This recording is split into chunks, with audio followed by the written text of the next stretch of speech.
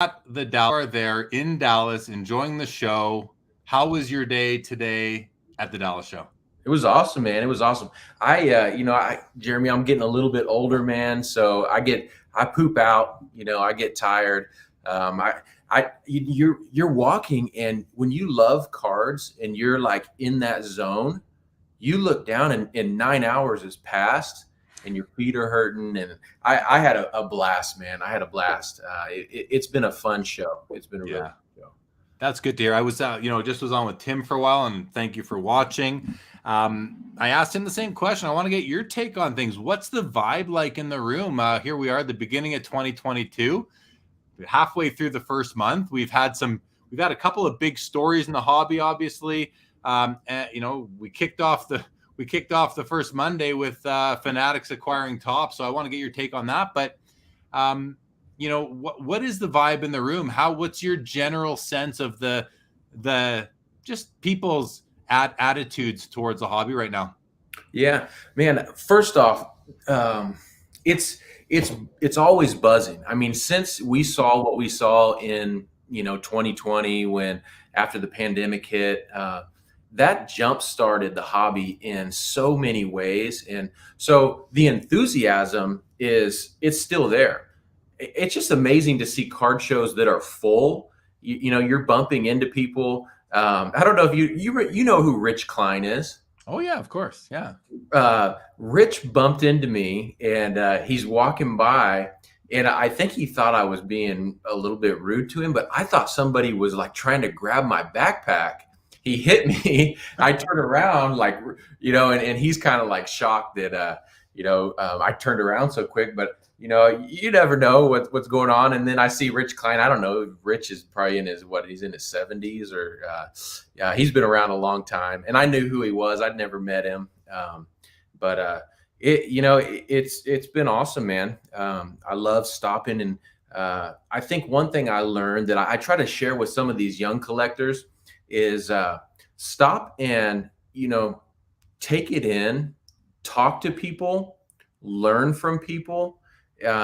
It's easy to get into head down mode where you're only looking at cards, and then you forget that there's a guy behind the table, or vice versa. If you're the one selling and you're just focused on those cards, and you go by and you miss a lot of really cool conversations. And so I love, I love talking to the dudes selling like modern Zion stuff. I love going and talking to the old guy who's only selling like common 1963 tops ungraded cards. And so I think that enriches your experience, and I've had a blast, man. It's been fun.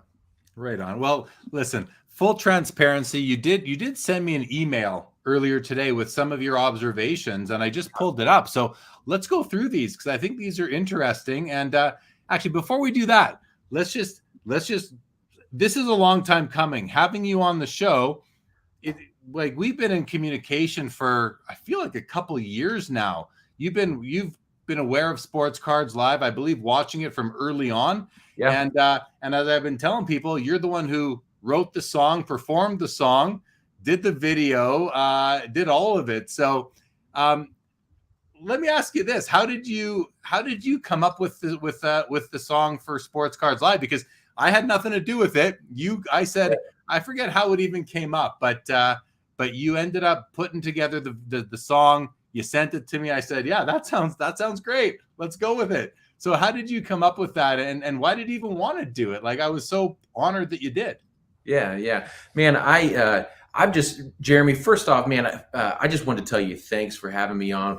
We've been wanting to do this for a long time. I've had internet issues at my house. It's tough for me to stream. We live in the country. That's been a battle for us for the longest time. So I'm here in Dallas. That's probably best, because if I tried it at home, I'd be looking pixelated. And so yeah, I just love what you have been doing for the hobby. I think guys like you don't get enough credit. You're giving a voice to so many people, and I just really appreciate that. I think one reason why I kind of stepped into doing stuff on Instagram is I want to help build the hobby. I think it hit me. I don't know, man. Like, I guess about a year and a half ago, I've always kind of done some hobby content and stuff. It hit me that, yeah, I was like, if some of these guys can do it, I've been collecting for 30 plus years. Um, I can offer something. And so to see a guy like you coming out, giving people a voice, fostering hobby community, that helps to build friendships. So I wanted to just be able to be a part of it, man. And making music has always been something that I've loved to do. And it's something that, comes fairly naturally. So you said something on one of your shows. You said that the hobby is a lifestyle. And I knew that that was something that you kind of coined that phrase, and I knew that was something that meant something to you. So yeah, man, I went and I built a track, and I was like, let's see if I can come up with some stuff that would fit. And I don't remember. Did you have a theme song prior to that? What did No. you do? You had the countdown, right? Did you even have a countdown? Maybe a count. I don't even remember if I did, or if I just hit go live and all right, here we go. Welcome everybody to episode number. I just sort of did my thing. So I don't even remember, but you did this, you did the song for Sports Cards Live. You've done a bunch of other songs. I have a few loaded up and ready to go. I want to play because Yeah. and I don't know that even when I was looking for them that I found my favorite one you've done, but for everybody watching, if you're not yet following Sean on IG, you can see at the bottom at Victory Investments.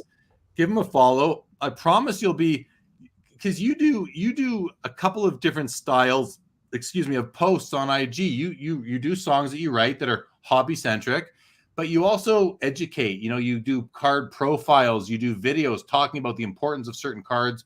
You love your vintage, you love your important cards, and we'll get more to some of those. But let me share the screen here from.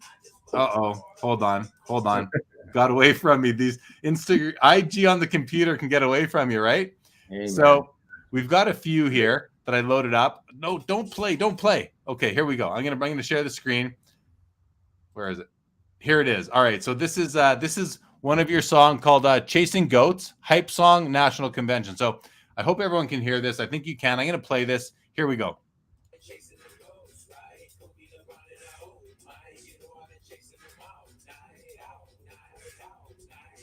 Does it need to be louder, Jeremy? I don't know. Oh shoot! Is it hard to hear? Yeah, it sounds like it's kind of hard to hear. Yeah, I think I know what the problem is. I can fix that. I'll try and fix that really quickly here, and we'll play another one. There we go. Here, this is gonna work now. Sorry about that. Let me just do this one more time. So this will work now. Oh, nice. You know I be chasing them goats. You know I've been looking at messy. You know I've been buying the dips and dipped in it. You know I've been hyping the hobby. I'm hyping the hobby, believing the plan. I'm spicy, I like me wasabi. I'm buying a card right now from Japan. Look at the history, it ain't a mystery. Cards have been better than stocks. But you got to know what to get them, my brother. You'll always regret it a lot. I'm about to be real honest, bro. I just bought 3 Giannis, bro. 1 wasn't out of 10 Giannis. Giannis, gold. Bucks and 6 and I bought them sold. But I didn't even buy at the bottom, no. Like a chupacabra, I be chasing them goats. You can ask my mama, you can find me at the show. Back it in my hand like I'm back in 94. Jose Canseco. Mahomes, you know I've been chasing them goats, right? Kobe, LeBron, and oh my, you know I've been chasing them all night. You know I've been chasing them goats, right? Kobe, LeBron, and oh my, you know I've been chasing them all night. You know I've been chasing them ghosts, right? We're gonna stop that. Okay, there we go. There we go. Yeah, good rhythm, man. It's fun song. So you've got some skills. You've got some rhyme skills, no? I appreciate that, man. Yeah, I appreciate that. So when you first reached out and said that because we had talked before I ever put out a song, you reached out and you said, man, I really like these raps.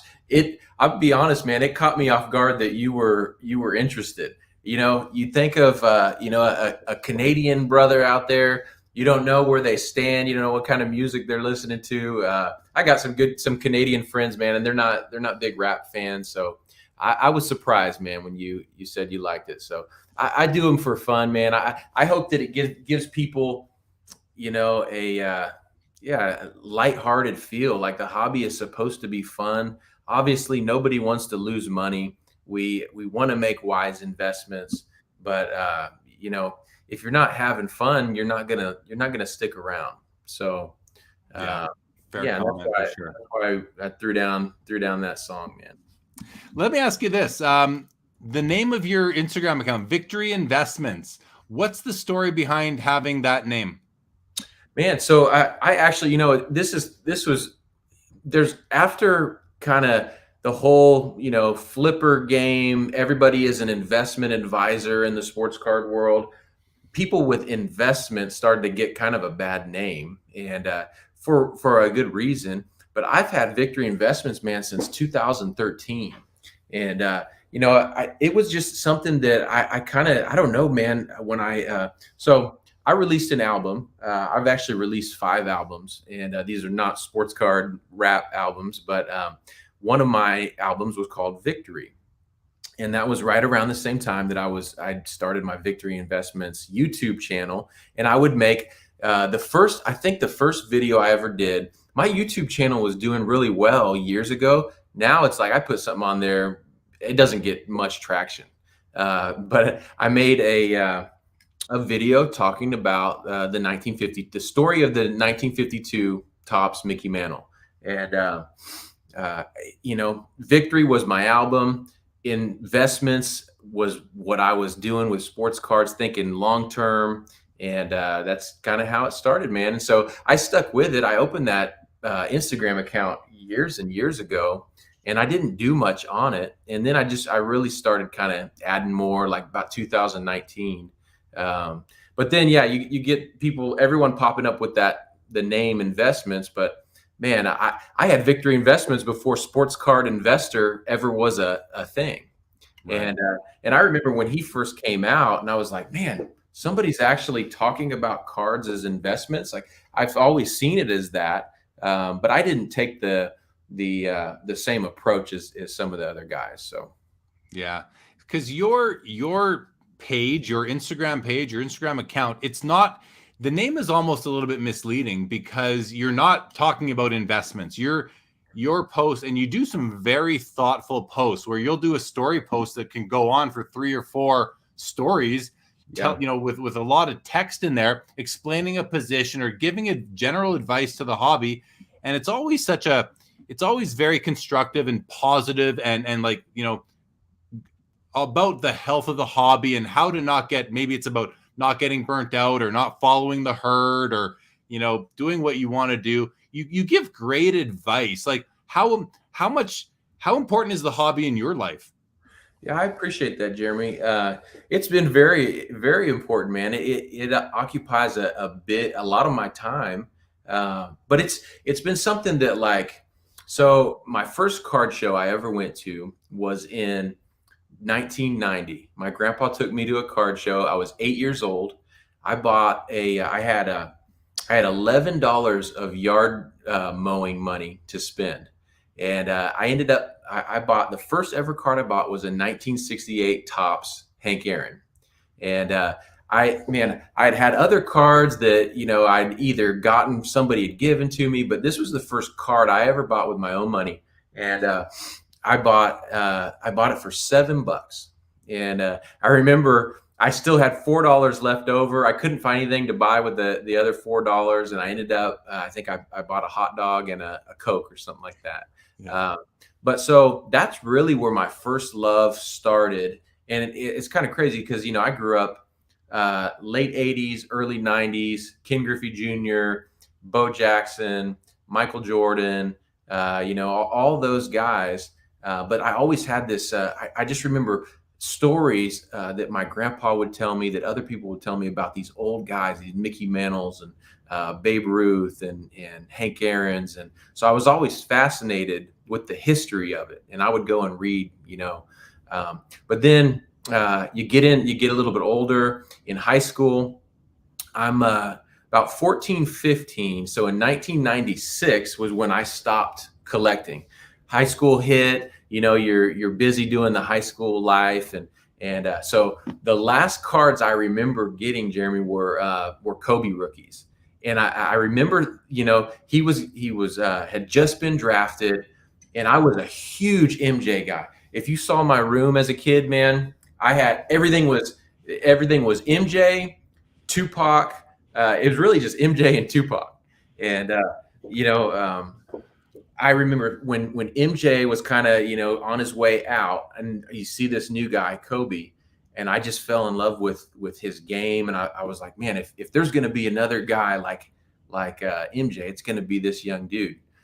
So I remember buying some Kobe rookies, and I got a Kobe autograph, and then life hit, and that was kind of the end of it. So I didn't get into like I wasn't really collecting when all the late 90s inserts came out. So I don't have that same kind of nostalgia and in connection that some of the guys that were collecting at that time. So that's been something that I've kind of gotten a little bit more of an appreciation for, as I'm seeing like the late 90s insert revival happening. And so that's been kind of cool learning that stuff, but that doesn't come naturally to me. What comes naturally to me is like the 96 and before. Yeah. So then I took a bunch of time off. We moved to Mexico. We were working with a ministry down there that built houses for the poor. And so I'm living, on the foreign field. I'm away from home. And, at the time didn't really speak Spanish. So I'm just missing, you're homesick. And I get on eBay one day. It's 2011 now. I get on eBay and I buy a King Griffey Jr. 89 Upper Deck. And this, by now they're grading cards, and I think I bought like a PSA 8. And at that time in 2011, that was like, I think I spent like $60 and had to get it shipped into Mexico. And that was a whole funny thing too, man, because the mail coming into Mexico is it's not, I wouldn't necessarily call it real reliable. Sometimes your mail guy would come 1 week, and then you wouldn't see him for 3 weeks. And then he'd come, 2 weeks in a row, and then you wouldn't see him for 5 weeks. So it was you're taking a risk there.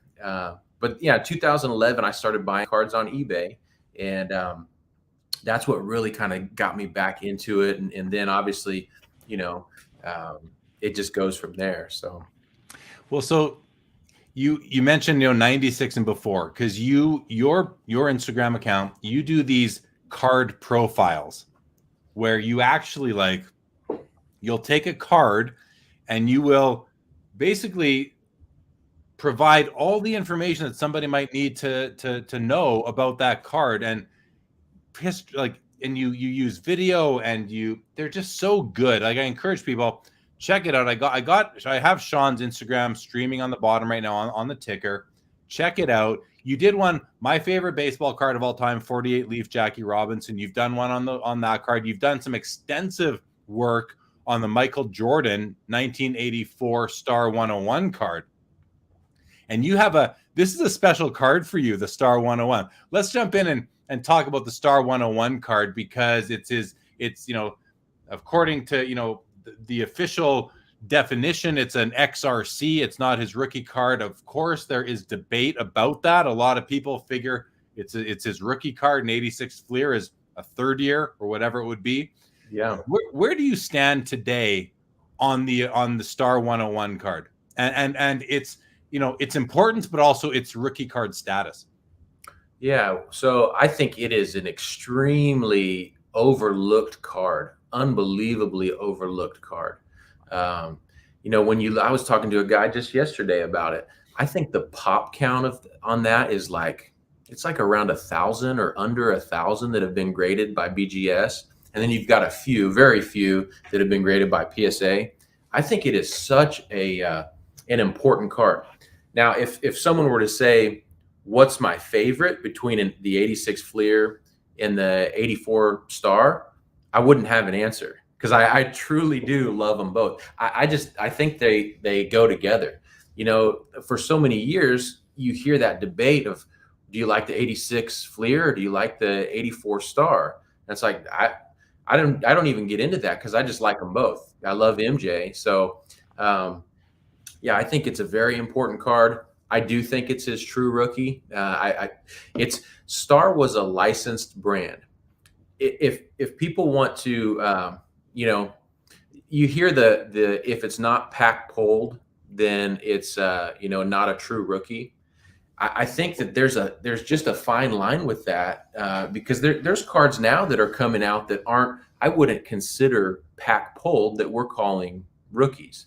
Look at like some of these National Treasure, where you buy a big old box. It comes in a metal carrying case with cards on the inside. And if we're considering those packs, to me, what does a National Treasures case cost? It's what some of these are 20,000, 15,000, 10,000. The argument with, stuff being pack pulled to be a rookie was that it would be widely available, right? If it was pack pulled, that meant it was available to everyone. I think when you're looking at a lot of this NT stuff, that's not widely available to everyone in the hobby, but yet we call that a rookie. So there's a lot of debate. The 86, I love it. It came out, 2 years after he'd been in the league.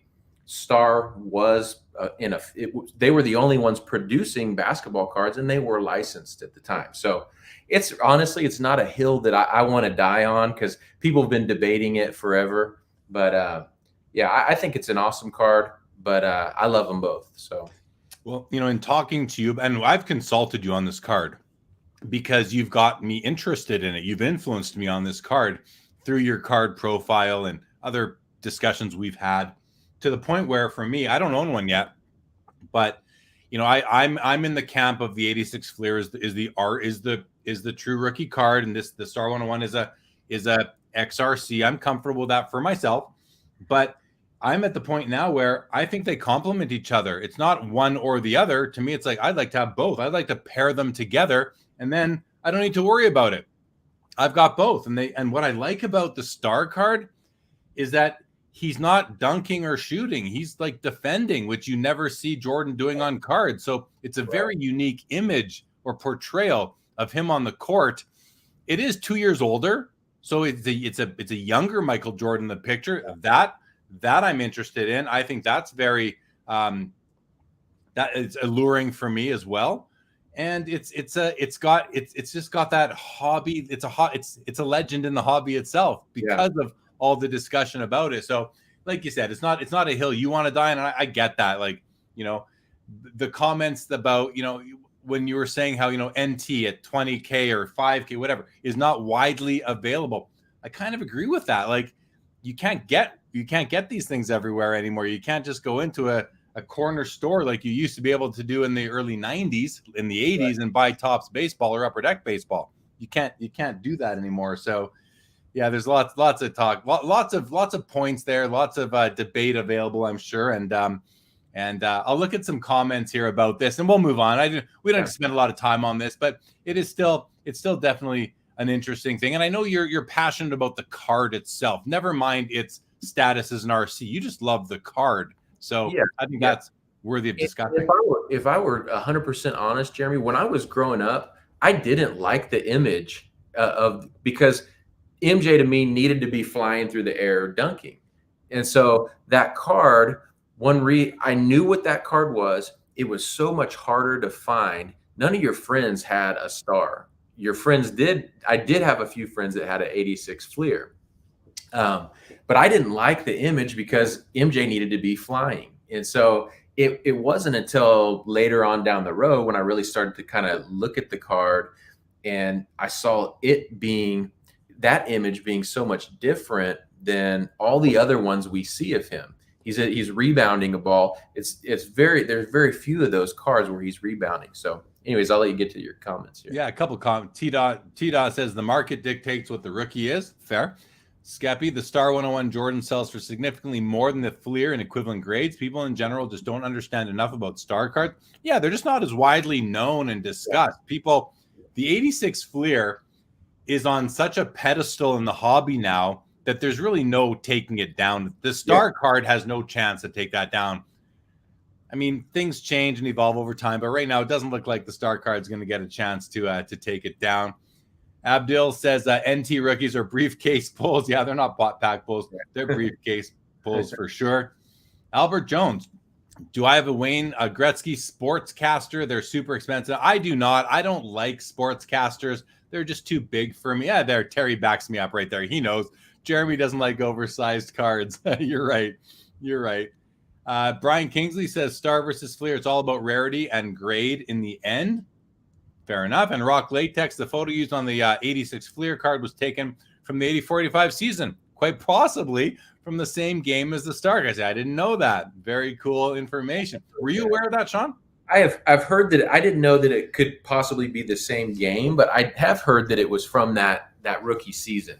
I have heard that. Yeah. And then Darren says, what about the Nike promo card as an RC? Again, to me, that came in a shoebox. That came with shoes. So it wasn't really meant to be a sports card. It was more of a promo piece, an insert. So not a card, not even a card to me, because it's just not the right size. But then I have to explain, well, I do like some mini cards, and you got the tall boys, and you got the 54 tops hockey, and the 52 tops baseball are oversized. So anyway, the conversation can keep going on. Let's talk about something different here. What are some of your favorite cards in the history of the sport of the hobby? Yeah. So my first love is vintage baseball. That's really, I don't know why, I've always just been fascinated with it. In specific, I love the old painted cards, like the ones that were hand drawn. So like 30s, 40s, and early 50s. Once they started changing, like when Topps started changing in 57, when it was an actual photo and it wasn't a painted image, that's when I kind of cut off. I don't really get into a lot of the stuff after like 57 started. So that's kind of my first love. I always go back to vintage baseball. Jackie Robinson, Mickey Mantle, Babe Ruth. Those are my three. I love Lou Gehrig. But then MJ, Jordan stuff, like the Jordan rookies. I'm getting a little bit more into Jordan inserts. And then anything Patrick Mahomes. So those are kind of, I stick pretty closely to those. That being said, I have every, major rookie from the 80s and 90s and stuff that I collected. And most of that stuff I don't even grade. I just, keep it in a giant shoebox. So, yeah. Yeah. And it's evident from your Instagram account too, because you do go into depth on these vintage cards, which I love for sure. Jordan Hudson says, what are your thoughts on non-sports cards like famous people? Yeah, I think that's a great area of cardboard. I personally am dabbling in it myself.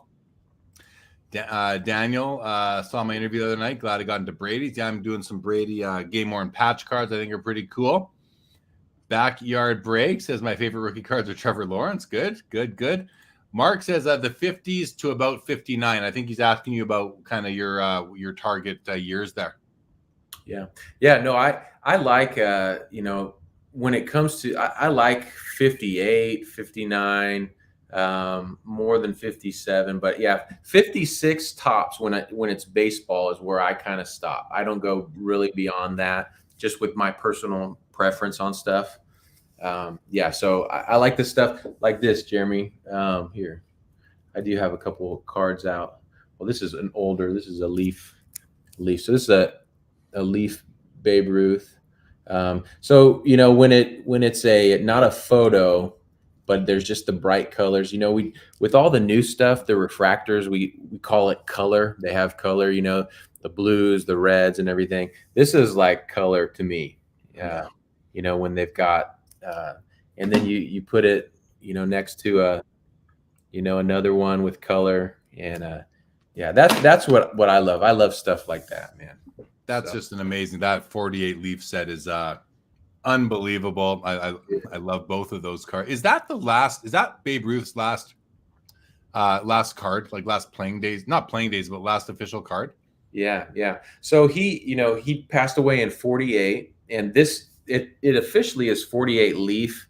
But there are people that think that these may have been printed in 49, but this is his last official while he was alive baseball card. So yeah, it's a little bit different. There's like the 61 Fleer that came out, and then there's the 52 Tops. Babe Ruth, those are cool cards too, and those are still really old cards. Yeah. But obviously, when a guy's alive, that it makes it a little bit more special. So yeah, for sure. So we did have a few sort of topics to discuss tonight, and so let's jump into one of them that we were talking about the other day, which was competition in the hobby. People are, we're showing our cards more now, really Instagram, Facebook groups, YouTube, when you think of competition in the hobby, what comes into your mind in that context? Yeah. Man, I think that, I think there's healthy competition, and then I think there's unhealthy competition in the hobby. I think there's some stuff that, I'll put it this way. If I was a young guy coming into the hobby and I had limited funds, which all of us have limited resources, but some of us have been in it longer, and so we've been able to build up collections, build up, the resources to be able to get certain things.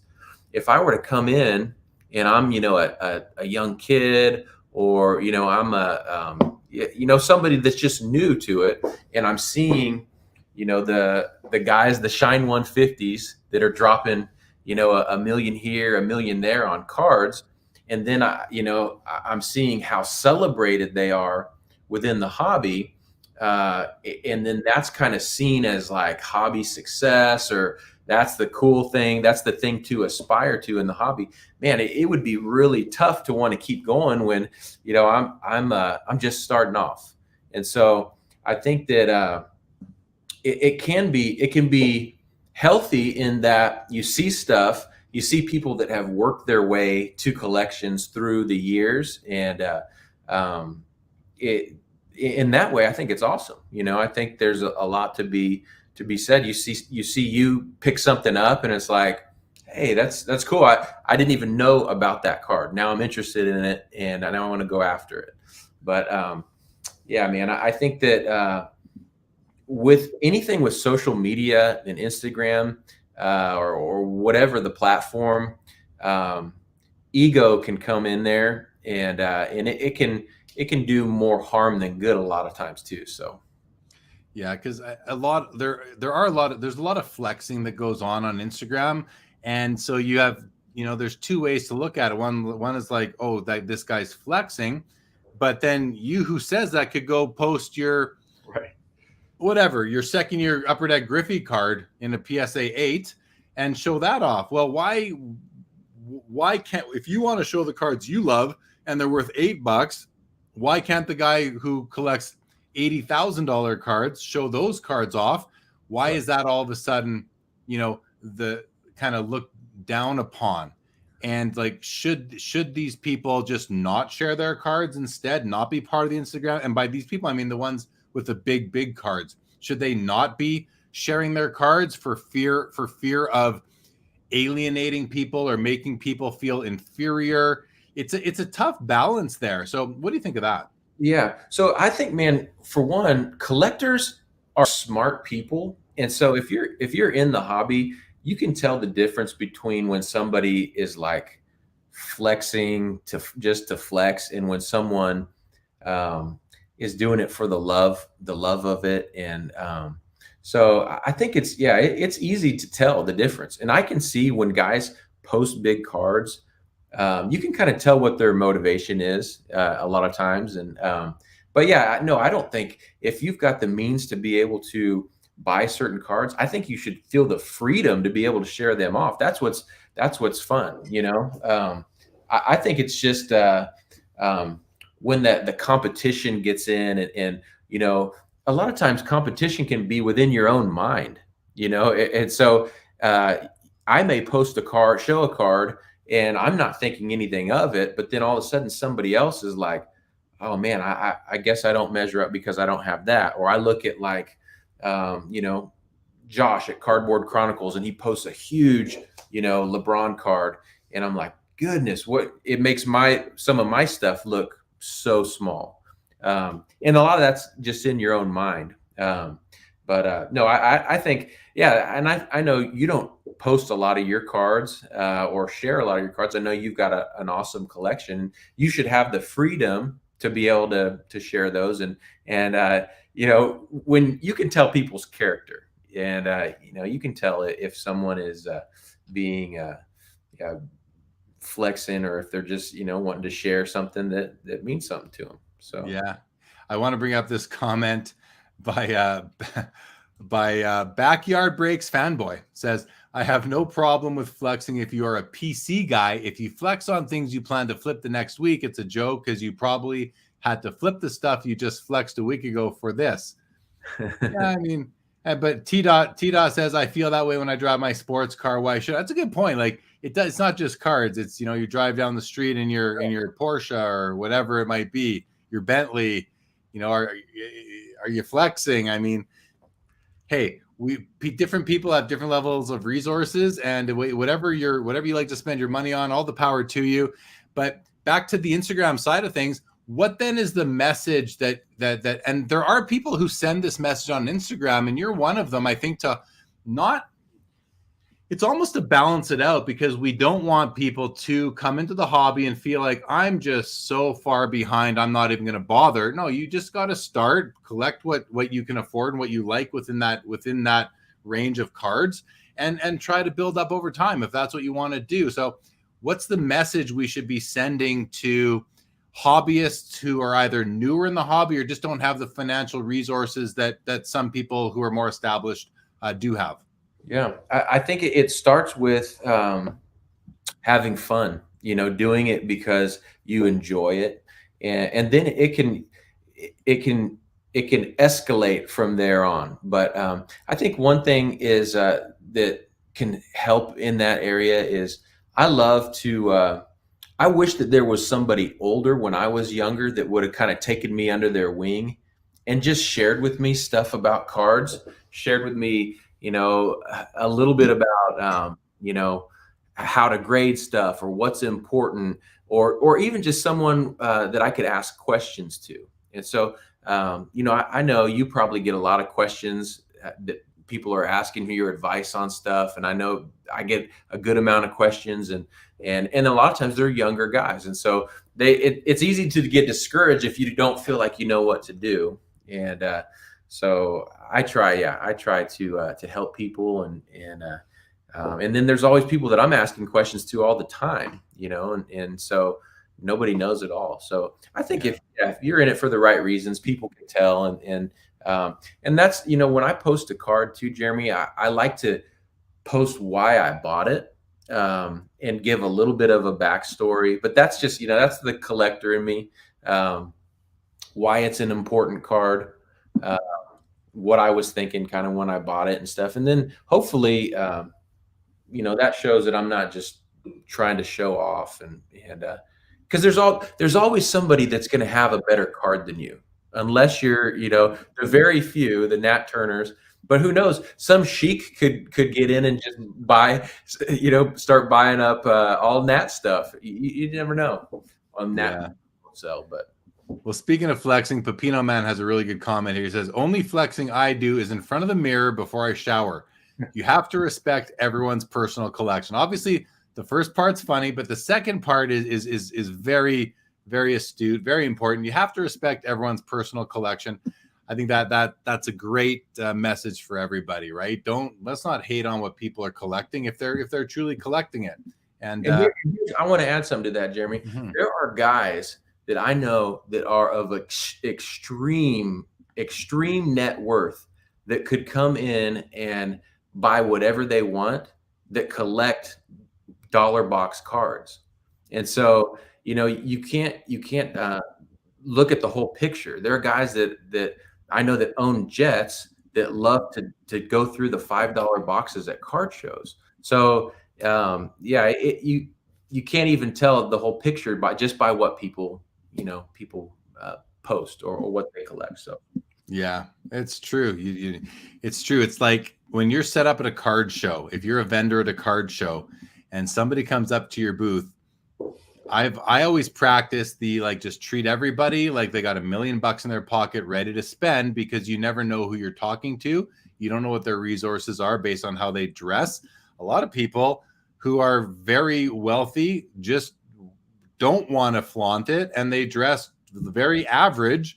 And so if you're set up at a card show, or you're talking to somebody, never assume that they don't have resources, or that they have resources either. The person who walks up with the person who walks up in the suit with a Rolex might be leveraged to the hilt at the bank, right? So you just don't know.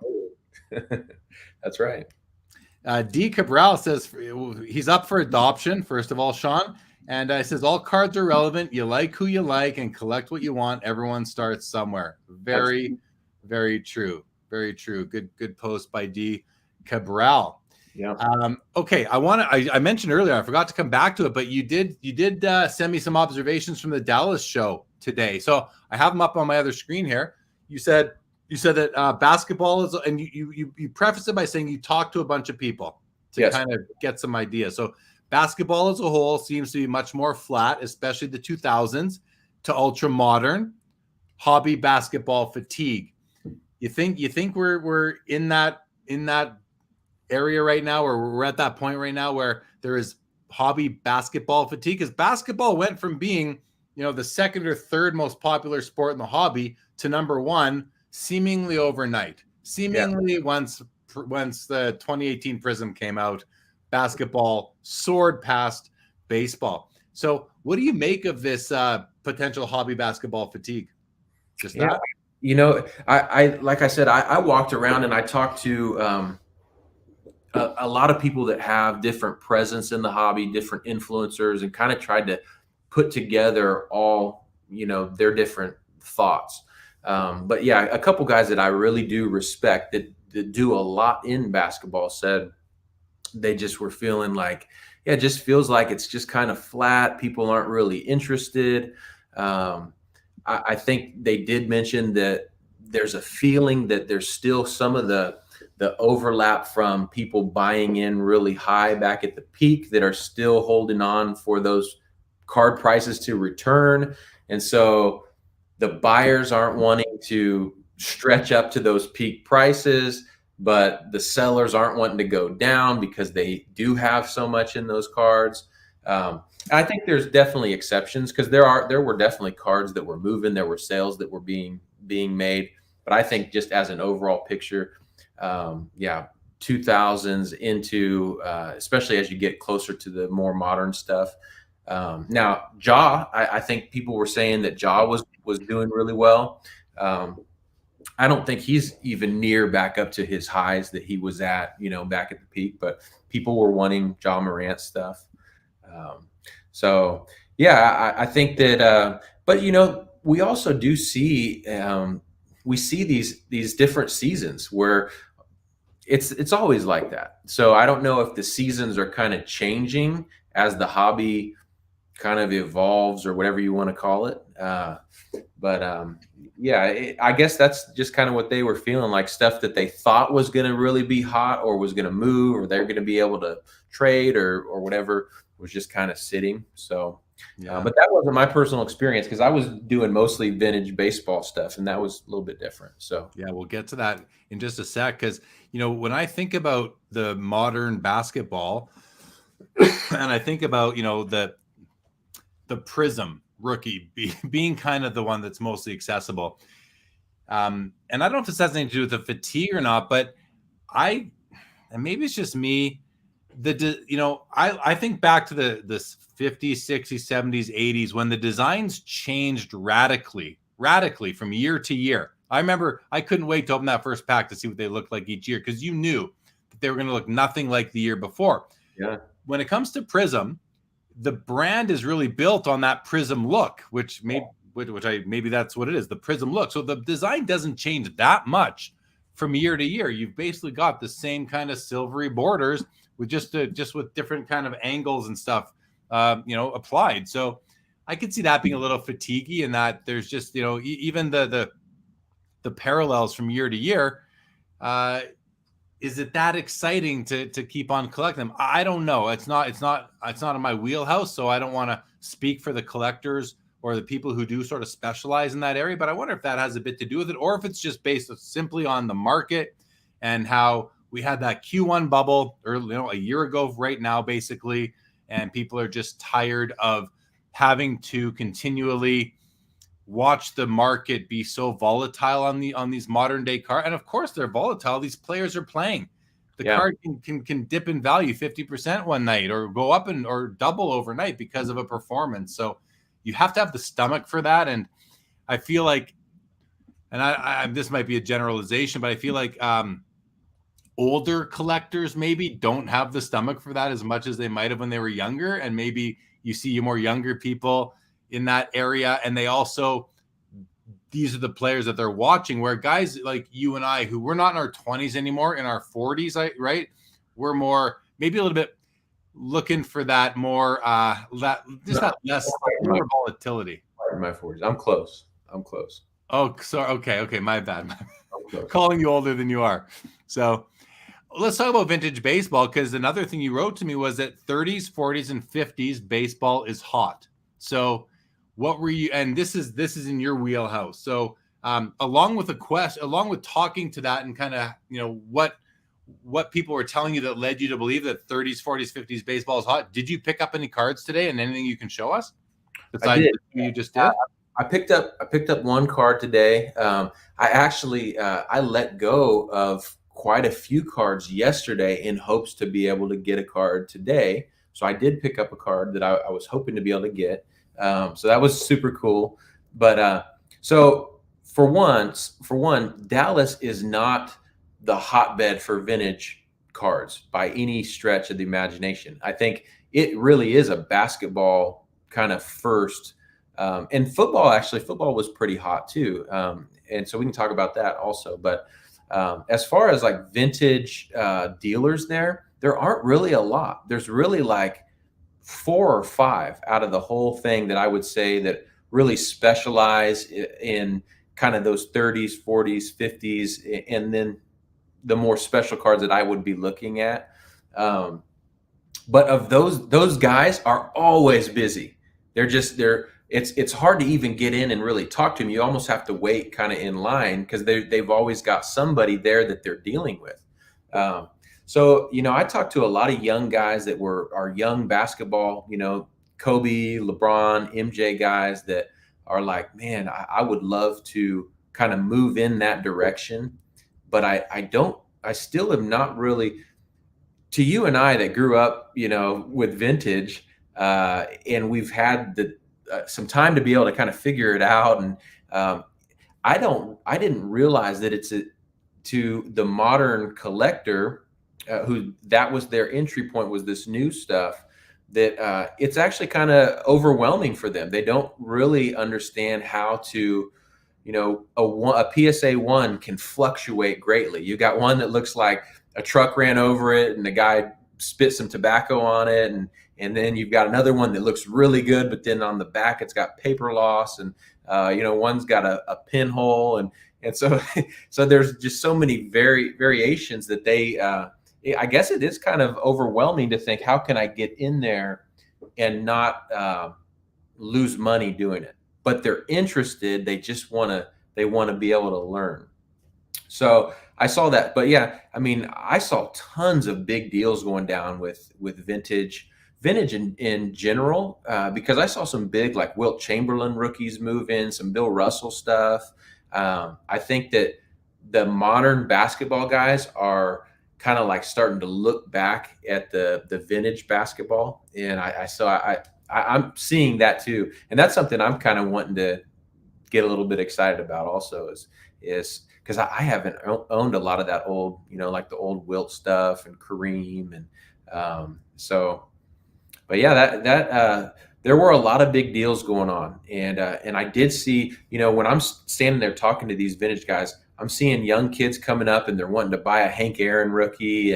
And I think as the as the hobby matures, um, these cards that you and I know that have been steadfast and have been proven for many, many years longer than you and I have been collecting.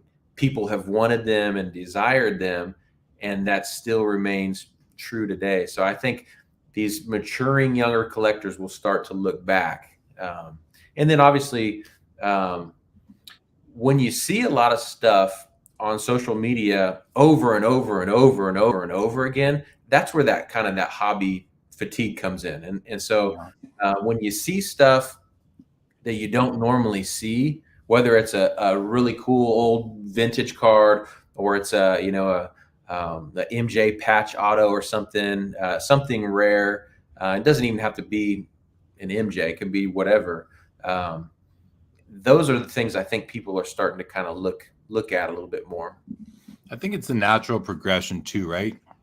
When you come in the hobby, you start with who you're watching, and then you start to maybe get fatigued with it, or you just, if you're really into collecting, you want to go back in time and see what else there is. And especially if you come in with that, bit of that investor mentality, which I think most people have some of that in their mind, if not a lot.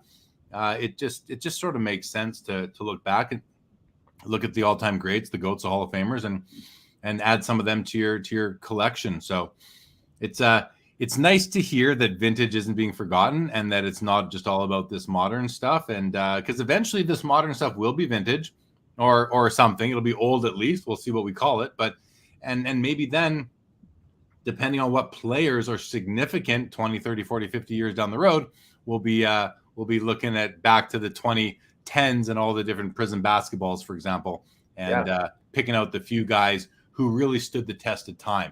And there will only be a handful of them.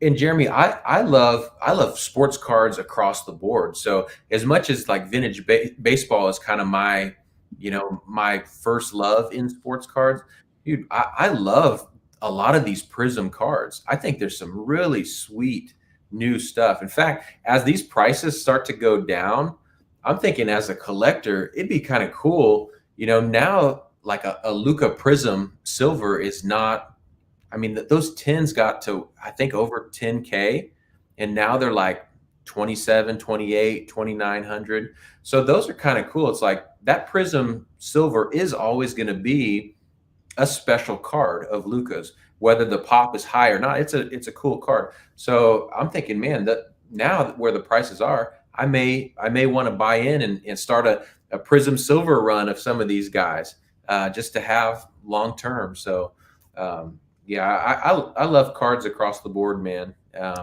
But from the same cloth that way. Yeah. I want to go to this question here from Mark. He says, "What does Sean think about multiplayer rookies? Example, Nolan Ryan and Jerry Koosman." And I love the question because they're rampant in baseball in the 60s and the 70s and even into the 80s, I suppose. So yeah, the Nolan Ryan's a great example. There's many more. The Pete Rose is a big example. 4 players on that card. But yeah, what do you think about multiplayer rookie cards? They annoy me, man. They have always annoyed me. Obviously, the Nolan Ryan rookie is a iconic. It's an awesome card, and for a true baseball collector, it needs to be in your collection. But the Koosman being on there just annoys. It's the same as the Pete Rose rookie, that tiny little head of Pete, and you've got the 3 other guys, and multiplayer rookies, especially with now on the Larry Bird, Magic Johnson, Dr. J. I love that card because you have 3 stars on there. But when you've got 1 star who's a Hall of Famer and then one guy that did his career didn't pan out, I just don't personally like him. But that card is an awesome card. Like I couldn't tell you who's paired with Johnny Bench or Rod Carew or Carlton Fisk or Mike Schmidt. I mean, all these guys are paired up with other Gary Carter and 75 Tops. Doesn't Paul Molitor? All these guys don't have their own cards, but it really makes those second-year cards pretty cool. I really like a lot of those second-year cards, like the Nolan Ryan set. This was the 69 Nolan Ryan is a beautiful card. the 64 Pete Rose. Yeah, It's an amazing card. Like I have the rookie, but I also have that card because I think it's just a spectacular looking card. absolutely. Yeah, I agree 100%. Okay, a couple more comments here. Jonathan Allen says, was this one I wanted? Yeah, can't help but think that a lot of what's being bought and sold now will end up being junk in the long run. There's no doubt about it. There's no doubt that, whether it's a lot of it or some of it or a bit, but a portion of it is definitely going to be junk in the long run. No doubt about it. Mark says, when you're at a card show, do the majority of people have interest in cards of the 30s and 40s, or are most people into the 70s and 80s? And I'm not sure why Mark is only looking at those 4 decades, but do you want to, from my perspective, it's more and I'm usually doing hockey stuff. It's mostly 80s versus anything else. If it's not the 2000s, but what about from what you're seeing, and even this weekend in Dallas with in the world of baseball, basketball, and football? Yeah. So with baseball, in all honesty, I like 30s and 40s, but I wouldn't say that's what most people are looking at. I would say with baseball, it's 50s.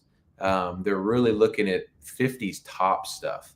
I love the little bit earlier than that. But for baseball, 50s and 60s.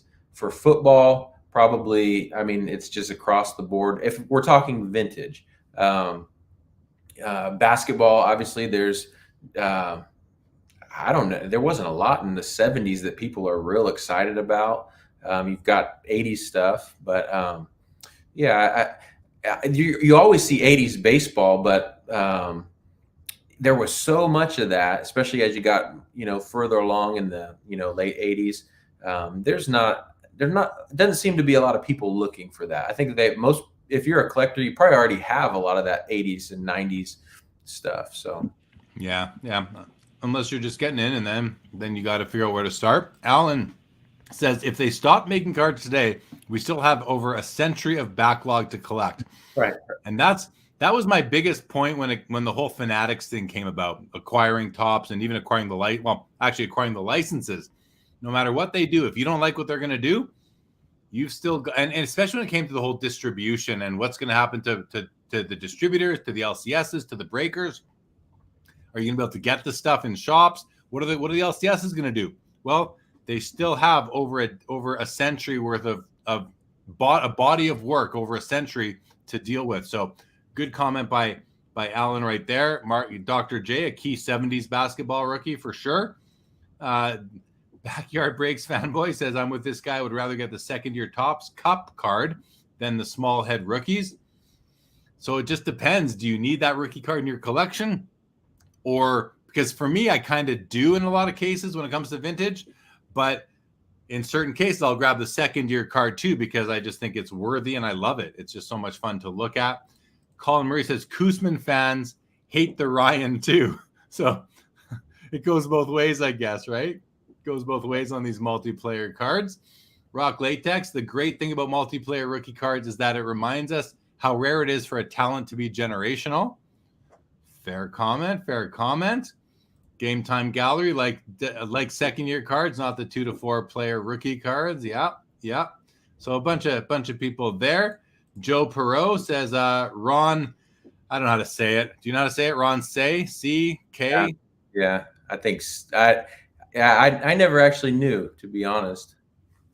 Don't get me starting to have to pronounce was it Ron Stabler? I never can. And Joe's tried to teach me how to pronounce it. I can never get it right. Okay, the next thing go ahead. I just got a message from somebody, and I want to give a shout out to Peter Pacman. I think he's probably watching this. He, as I think about it, he really was, him doing his music really kind of gave me that extra, like, you know what, I should do some hobby music. And so I want to give a shout out to him. Him and I have connected. He's an awesome guy. I know you've had him on your show. I've called him so many times. I call him a hobby pioneer. And I just want to give him a shout out for kind of what he's done. He really blazed that path. And I know he just kind of has gotten into rapping in like the last couple of years, and I've obviously done it for quite a while, but I probably never would have done it if he wouldn't have started it for the hobby. And so I want to give a shout out to him, because I think he's definitely kind of blazed a trail, man. So anyways, you can get back to the question. I want to give him though. No, all good. Well-deserved shout out for Peter, and for Peter Pac-Man, for Slabby Sosa, and Rip Hamiltops, the whole RPS crew. They're a great group of guys. I had a great time meeting 2 of the 3 at the National and spending some time with those dudes. So definitely. Okay. You also kind of realized at the show today in Dallas that rare 90s basketball inserts are still hot.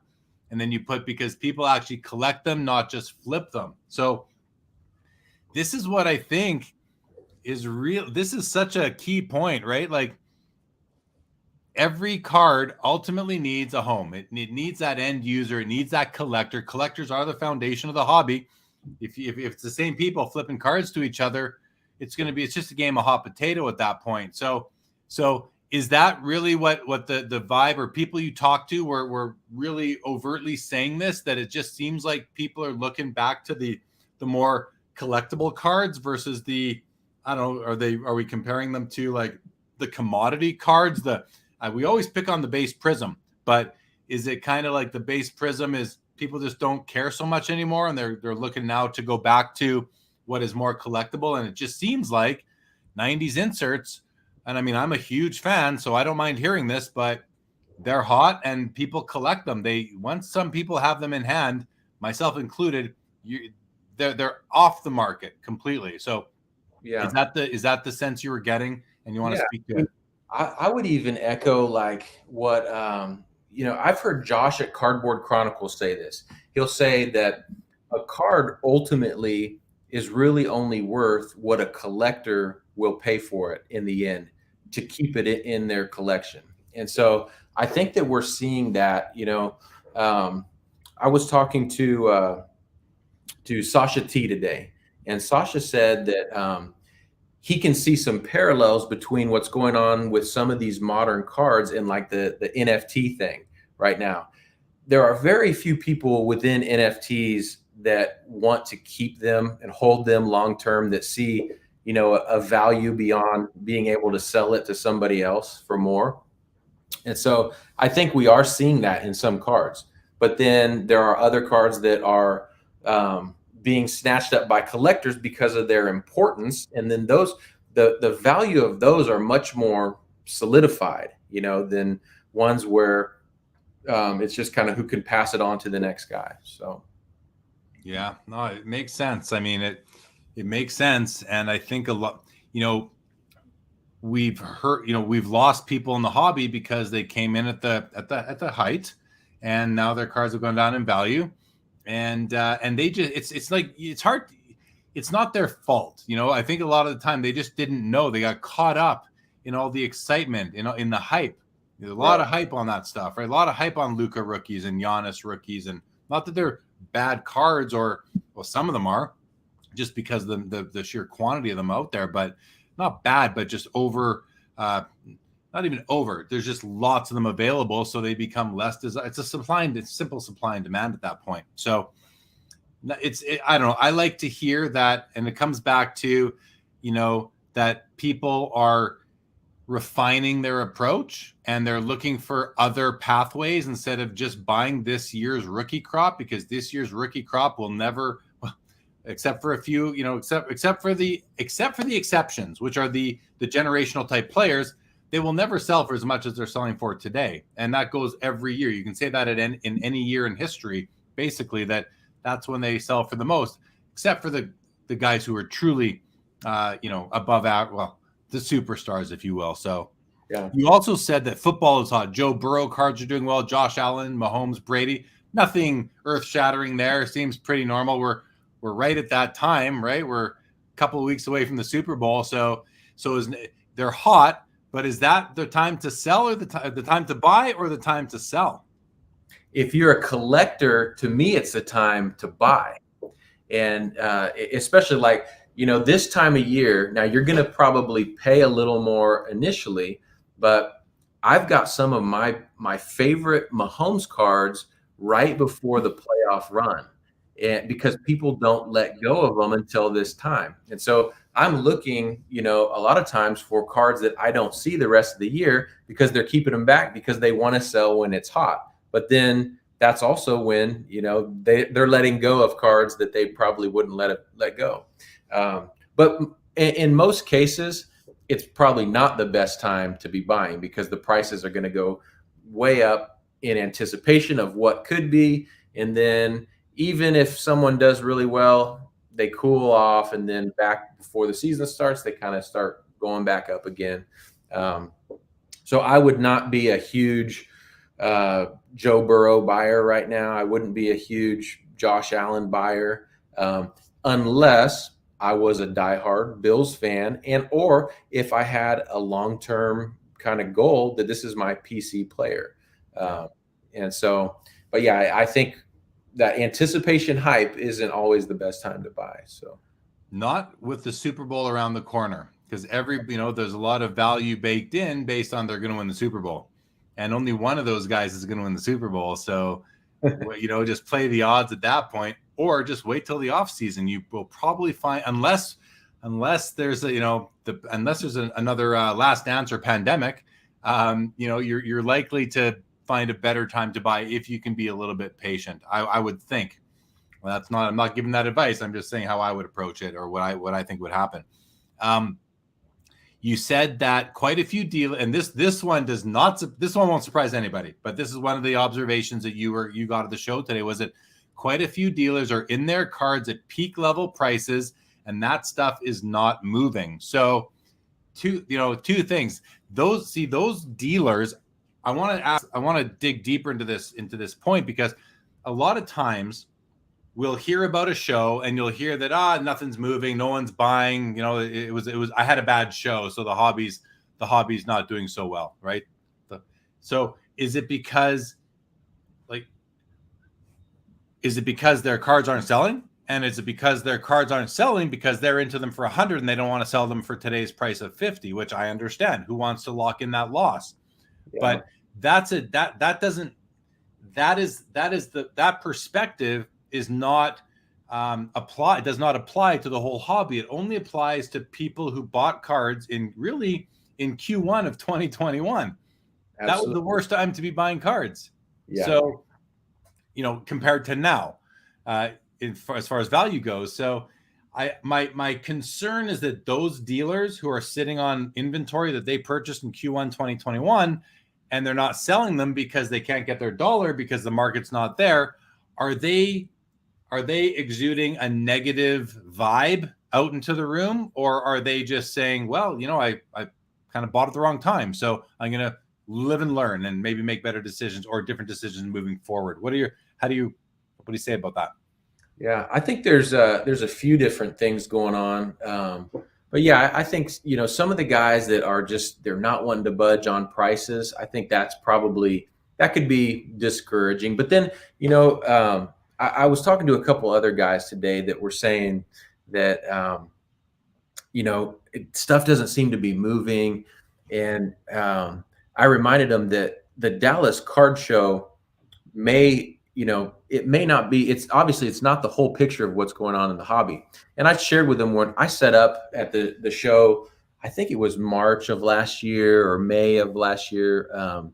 And it just seemed like nothing was moving. And I was like, oh my goodness, the hobby it's dead, but then you go back to wherever you're from and you go to a different card show and the scene is completely different. And so I was telling guys before I came to Dallas, this show, I did a little poll on my Instagram, and I think maybe like 17% of the people that I polled were actually going to the Dallas card show. So I don't think it's a perfect picture of what the hobby is. Each card show's got a different theme and a different kind of what people are going after. And so, it's not a perfect picture. But yeah, I think guys, what I noticed this time is similar to what I remember from being a kid. It's like the old school hobby mindset is kind of creeping back in, where the dealer, I remember when you would go to sell cards as a kid, the dealer would give you offer 50% of book price. You know, you'd go and your card is $100, and the most he's going to offer you is $50. I'm seeing some dealers that are coming back in with that mindset. In fact, I had a guy that I was showing some cards to him, and he said, we'll just let me see I want to buy your entire collection at 55% of what the most recent comp was. And I go, dude, I could do a lot better than that just by throwing it on eBay. You know, I'm only going to pay what, like 13%. And so, you know, I could see that. But then when I was asking him prices on his cards that he had listed out there, they were like 115% of whatever the recent comp was. So, you know, a $1,000 card, he was wanting $1,250 for. So you see that, and I don't know, man. But then you've got fair dealers, and you've got everyone is represented. So yeah, good. Younger collectors are wanting to mature into vintage proven cards. So is this something you observed, or people were, you know, this came about in conversations as you were soliciting opinions from the room? Yeah, I talked to quite a bit of people that were saying, man, I would love, they're showing me 10 different cards that were popular, you know, within the last year or so, but they're not fully convinced that they are going to be cards that 10 years from now are going to have importance to them. And so they're looking at their cards and they're seeing a lot of different variations. And, you know, gold cards are still very hot. People love gold cards. But one convo I did have was about how there are so many gold cards of different players. Not everyone knows which one is going to be the one that's the most important. When, you know, I love Kobe Bryant, and I think there's not a gold card of Kobe Bryant that I don't think is cool. But there's so many of them that I don't know, if I could only have one, I don't really know which one I would want. And I think so guys are looking at stuff and they're like, whatever the card is, I want the one that's going to be important, you know, a year from now, 2 years, 5 years from now, 10 years from now, whether that's basketball, football, baseball. And the ones that I think kind of may be thrown to the wayside, I want to roll into these other important ones. So yeah, makes sense. The last bullet you sent me says savvy hobbyists are trying to get out of cards that aren't important into cards that have historic hobby relevance. I think we've kind of touched on this earlier on, but it makes a lot of sense to me. And, you know, I started saying this probably in the summertime or so, that, you know, that it very generally the hobby's getting smarter, but that's too general of a term, because the whole hobby isn't. There's still people that aren't getting smarter, and that's fine. Maybe eventually they will or won't. But I think the people that the word you start with, savvy, and it's so important, right? The savvy hobbyists are finding ways to cut losses because they've had some experiences with some losses or some devalued cards. So it makes sense to me that they're trying to understand what is important. Now, the word what's important is really that's up to someone said earlier that the hobby determines what the rookie card is. Yeah, I'd have to dig into that one a bit more. But in this case, the hobby does determine what cards are important. It's really just the hobby that determines that. Of course, one-of-ones are a whole other ball of wax there. But as far as savvy hobbyists getting out of the unimportant and into the important, I think that's a pretty good trend. It makes sense. It's a logical trend that we're seeing. And then it puts the test to the card companies now to, like, they need to really consider what is important, what isn't, and then how to seed it in their product. Make sure that it's not, that the supply isn't too high, because importance, I think, inherent within importance to a degree, this isn't a rule, so don't attack me, but is rarity. You know, some form of rarity is going to help in terms of important. I'm not saying the 89 Griffey is not an important card, even though there's 100,000 copies graded, but that's important for other reasons. Scarcity is going to help with importance. So how, any elaboration you want to give to that point?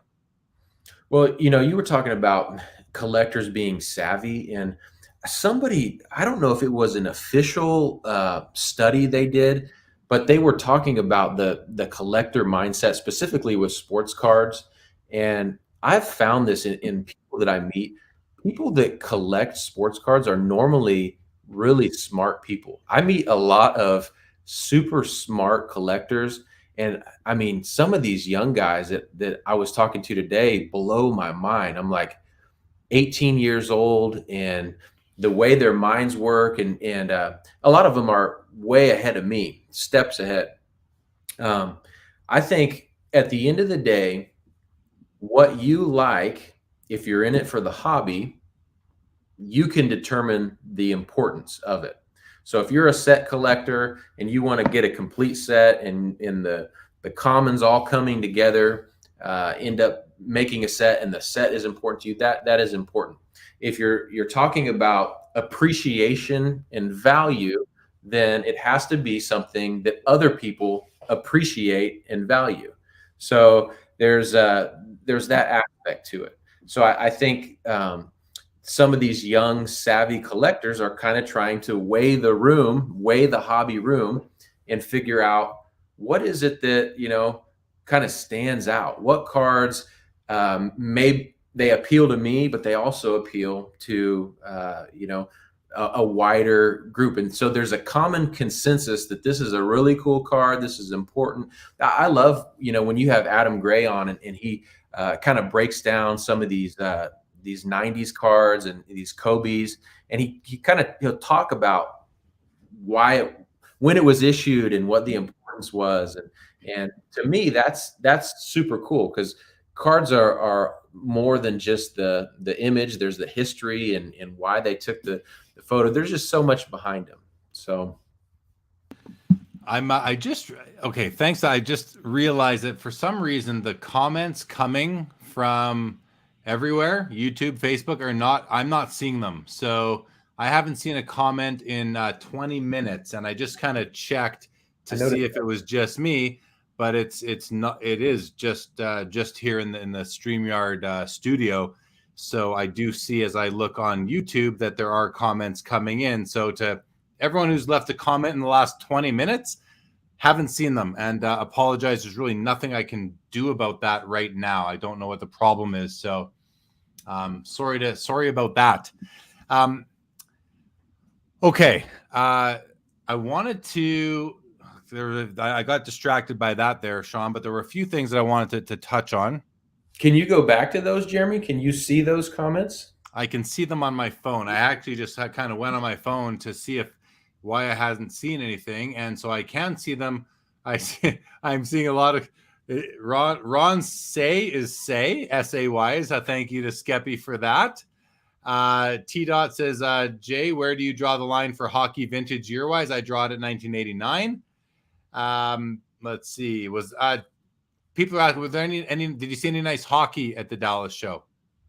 Yeah, there was actually a lot of hockey. I talked to a couple big, I don't know if you saw, I think Coleman Cards, I don't know a lot about hockey, but just sold a big gold prism. I think they say it's the best gold prism hockey card out there. I didn't even know the player, but it's probably Ovechkin or Crosby from 2012. Yeah, I saw the card, and it had a big price tag on it. I obviously don't know any of the details, but it caught my eye that a hockey card was that expensive. And so, yeah, I think hockey is there was some hockey stuff for sure.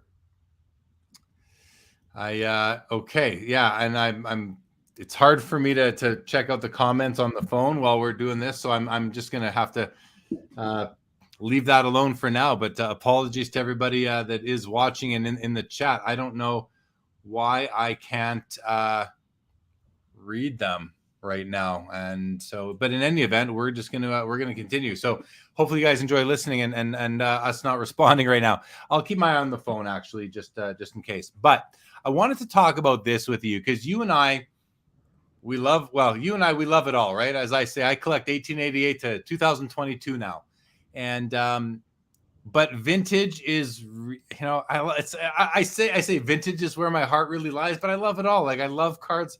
It's not true anymore. I love 90s. I love 2000s. I love 2010. So when it comes to vintage, which I do love, and you and I share a love for the vintage, condition is obviously very important when it comes to all cards, but I think even especially vintage. There's there's the 4 subgrades that we see on all the Beckett slabs. Obviously, you've got centering, surface, edges, and corners, and the hobby seems to really focus on centering as the number one the most important subgrade. I think the hobby generally considers corners to be second, and then edges and surface kind of fall after that. Probably surface last. But for me, and I think for you too, as we've discussed, surface is like number one. For me, surface is the most important subgrade. So I would just on my notes, I have the undervalued subgrade, surface. So let's talk about surface for a second when it comes to, and not just vintage, but all cards. Because when I'm looking to purchase a card, and let's say it's in a Beckett slab, my eyes first go to the surface grade, because if I a BGS, say it's a BGS 9 and it's got 3 9s, but the surface is a 8 or an 8.5, however that's going to work. I'm like, that surface 8, that means there's probably a scratch on it, something that I'm not going to be able to take my eyes away from when I'm looking at it. So I'm not going to really want to buy that copy. I'd rather buy a copy that has a different subgrade that's lower and make sure the surface is really up there. Now, I'm not denying that centering is very important. It is important to me too, but surface, I'd rather have a perfect surface on an off-centered card than a centered card with a bad surface. So to me, surface is more important. Where do you fall when it comes to surface? Yeah, I'm right in there too. So yeah, so I guess that'd be a good time to share my pickup, because so I'll explain it as I share. But so I've had this card before. I really have, since I let go of it, I've wanted another one. I did have to let go of some special cards to be able to get it. So I did get to pick up a 52 Mantle. And one of the main things that sold me on it, as you can see, it's not perfectly centered left to right, and this is not the best lighting, but the color on it is so rich, like it was pulled out of a pack. And the surface is amazing, which is very hard to find. It doesn't have any creases, a very clean back. But when I'm looking at a lot of these, and I'm not in like I can't justify getting into a Mantle that's in a 4 or 5 or 6. I just have to sell too much to be able to get there. And even then, they're just too high. So I found one that I just thought was awesome. This is a 2, but it doesn't have any creases, which is important to me. And it doesn't have any of the kind of, like, you'll see white specks and just a beat up surface. And so for me, it was one that I really, I got super excited when I saw it. The guy that I got it from is actually the guy that I sold my 52 to about a year ago. And after I did, I kind of regretted it. And we've stayed in contact. He's a buddy of mine. And so we worked out a good deal. That said, when I first look at a card, I always look at centering first. With a 52 Mantle, you can make some exceptions because it's the card. But yeah, surface is huge to me.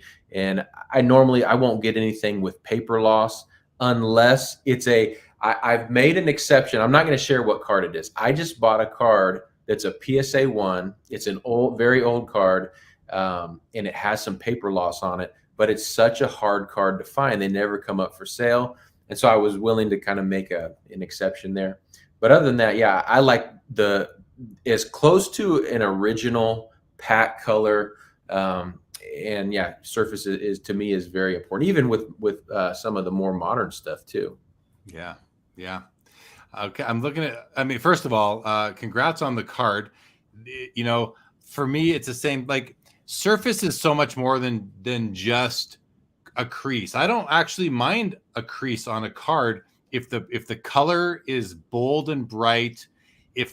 But the most important aspect of surface to me is the registration. It's the focus. I don't want a blurry card.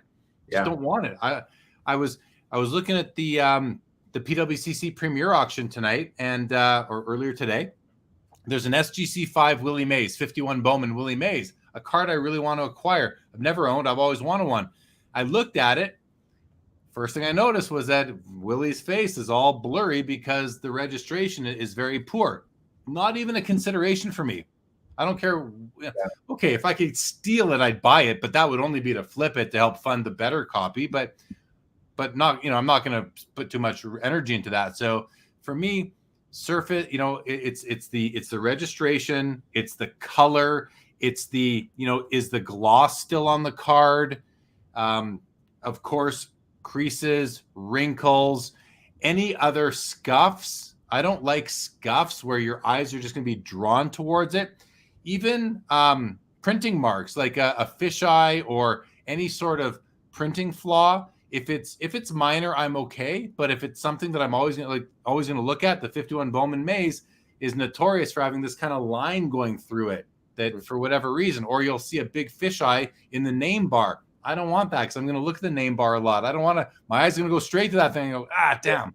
I should have bought a copy that didn't have it. So to me, when we talk, because we talk about eye appeal so much in the hobby, and eye appeal, people usually think is just centering, but it's so much more than just centering.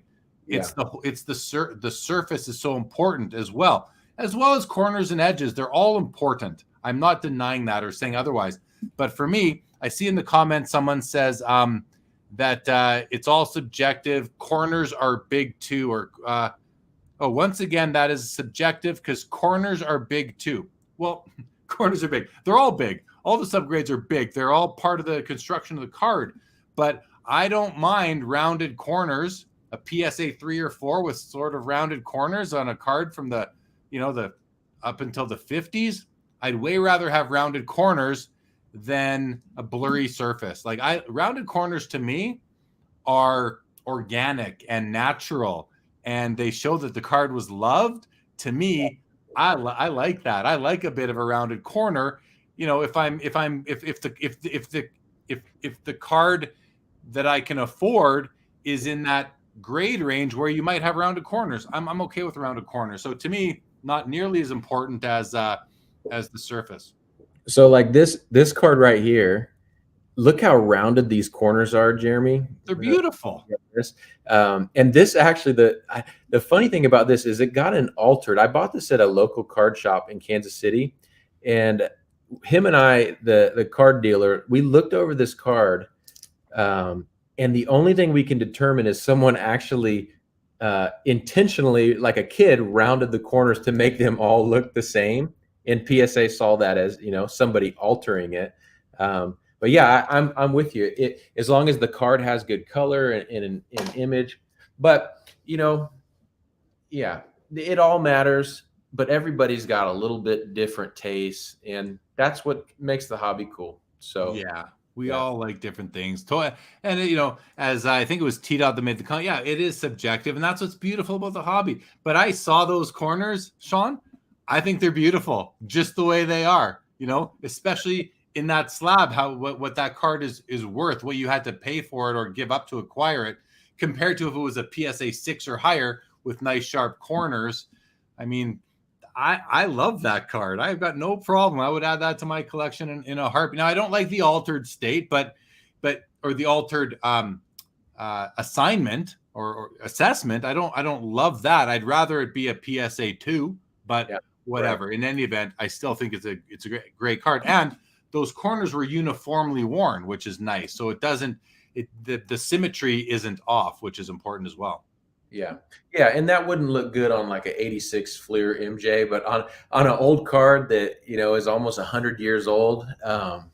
Yeah, it adds character and it adds a story. And these cards were, you talk about old stuff. I mean, back in the day, now we open a pack of cards with gloves on, and then we put them straight in. We shake our hands shaking. We put them into a penny sleeve, and then into a top loader. Then we send them directly to PSA, to where a 9 and a 10 is like a big difference.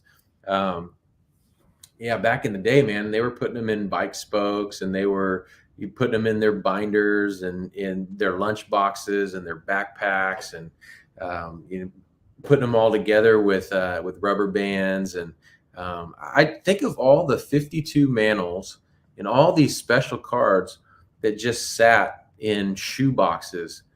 They didn't have penny sleeves back then, so they just sat, in boxes with a bunch of other cards. And so that's when you look at some of these cards that are the really high grade, that you're like, how did that make it this long, and still have sharp corners and still have a solid surface when kids were throwing these around and they were, leaving them out and out in their backyard or wherever. That to me is really cool to think, how did this thing make it this long?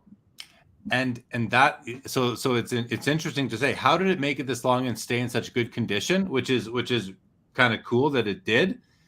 But at the same time, I also like the card that got passed from kid to kid and makes it to me 80 years later and isn't perfect. That's a wonderful holding as well. I'm gonna read some comments. I can't bring them on the screen, unfortunately, but I'm gonna read some just off of my phone here. So Game Time Gallery said, I'm with you, Jeremy. Print registration and color is most important to me, especially important in 51 Bowmans. Yeah, definitely agree. Mark Santucci says 75 cards, 1975 cards have fish eyes.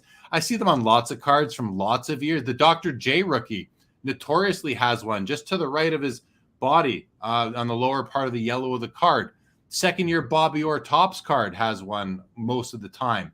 The 51 Bowman Willie Mays. Lots of cards have them. Gretzky rookies have them as well. Salty Dog said, I like my vintage a little worn. God, I love vintage. I love that comment right there, Salty Dog. Welcome to the show. I like my vintage a little worn. God, I love vintage, right? I can hear the passion in the comment. Backyard Breaks fanboy says, I agree. The Jim Brown rookies have a lot of poor surfaces, preventing me from buying one. Great example. I own a Jim Brown. I have a PSA 7. I waited a long time to find one that had good focus. So agree with that. Birds on the Bat said, when the corners are evenly rounded, the card just feels balanced. The same was as when they're sharp. Yes, exactly. When any one corner is a lot more damaged than the rest, it stands out. Yeah, I agree. Just like that's kind of the same thing as centering, right? It throws off the symmetry. Humans have been proven to really value and be attracted to symmetry. Jake Dahl says, I like vintage that I can afford. Fair comment. TB12 says, I've been collecting signed rookie cards of players like Barry Sanders, John Elway in the highest grade possible. That's a fun thing to collect for sure. T-Dot says, you are conflating condition of the surface with niceness of the image. No, I'm not. I wasn't conflating that, T-Dot. I recognize that they're two different things. Josh says, I don't mind what PSA says is altered one bit. Altered modern cards are ruined, but PSA telling me that is the last thing I'd care to listen to. Okay, fair enough. Yeah, I mean, it depends, though. It might be altered. So just because we don't care or want to listen is sort of exclusive from the fact that it still might be altered, right? And they're trained to detect that. So yeah, in any event. And then Sekron, welcome to the show, says, I also collect first edition books, and the wear on them is its own unique story. Yeah. Right. Yeah. Right. Like that to me is, it's just because we can imagine, in our head, we can kind of make up a story of where this card was. Like I have this vision of these kids sitting at recess at school, playing, just the cards are on the concrete basketball court, wherever, and they're sitting there, they're just trading cards. They don't care about the condition. They lay them all out on the ground and they just do the trades. And here we are 70 years later, whatever it is. And here we are in 2022, and we are cherishing these things that they did not. They cherished them, but they didn't. There was no value associated to them. Really, very little value. It was just about having the player you liked and completing your set and having fun with these cards. So Remember, Jeremy, remember in the Sandlot movie when they're up and they're talking about how to make a s'more. You can see in the background there's a bunch of 1954 tops that are they've got them pinned in the treehouse there. My mind always goes back to that. I think about how when you see one of these pinholes, it just adds history to it. There was a card I was looking at. It was a Babe Ruth card today. It was a PSA 1 with a mark, PSA 1 MK. It had where they wrote his, I think, what did they wrote his, the date that he died on the back of the card in pencil. But then on the front of the card, it had those little things in each of the corners where someone would have glued it into like a binder or, adhered it to something, and they look really old. Those are probably, 50, 60, 70 years old. And I think, I was telling a young guy the other day that a PSA 1 with a pinhole might be better for your collection than a 6 or 7, because or even a 5. I don't know. It depends on the card. It's like, maybe let me go buy a couple before we tell everybody. Yeah, I mean, because that's a way to be able to get some special cards and not have to, and be able to then go get some other cards too, and not break the bank totally. And man, I think there may be a case for the revitalization of the PSA 1. So I am with you 100%. I was thinking about it just even before you said it. I was thinking to myself, a pinhole just kills the grade. Like, I don't know if a card with a hole through it can be anything higher than a 1. I'd have to check if it can't. So you're right. I would take a 52 tops Mickey Mantle that looks like a 6 or a 7 all day long, but has a pinhole through it. Gimme. Like, for the price I'd have to pay, probably a premium over most PSA 1s, because the eye appeal is just so much nicer than the typical average PSA 1. I would take that all day long. The pinhole is sometimes you can't even tell there's a pinhole. Sometimes the paper has kind of filled it out, but there still was a pinhole there. It's detectable. Or it's like, if you hold it up to the light, you can kind of see light shining through that a little bit, but it's not like a clear hole through it. Give me those cards all day long if they're very nice otherwise. I mean, that's a great card to have. Yeah. Well, look, this one here, Jeremy, this is a card, like this 38 DiMaggio is a 1. And, for all intents and purposes, it's a really clean card. But it's got like a little kind of light crease along the back here that you can't really see unless you're up really close. But like for a card like this, I like this card and I really appreciate this card, but I don't love it so much that I want it to be the centerpiece of my collection, but I want it to be in my collection. So a 1 makes sense to me, where this card in a higher grade, it's just more of a stretch. And it's like, hey, I still get to experience this card and love this card and have it in my collection. And it's a 1. And I don't need to have anything more than that. So now that specific DiMaggio, he's got 2 cards in that set, number 250, number 279.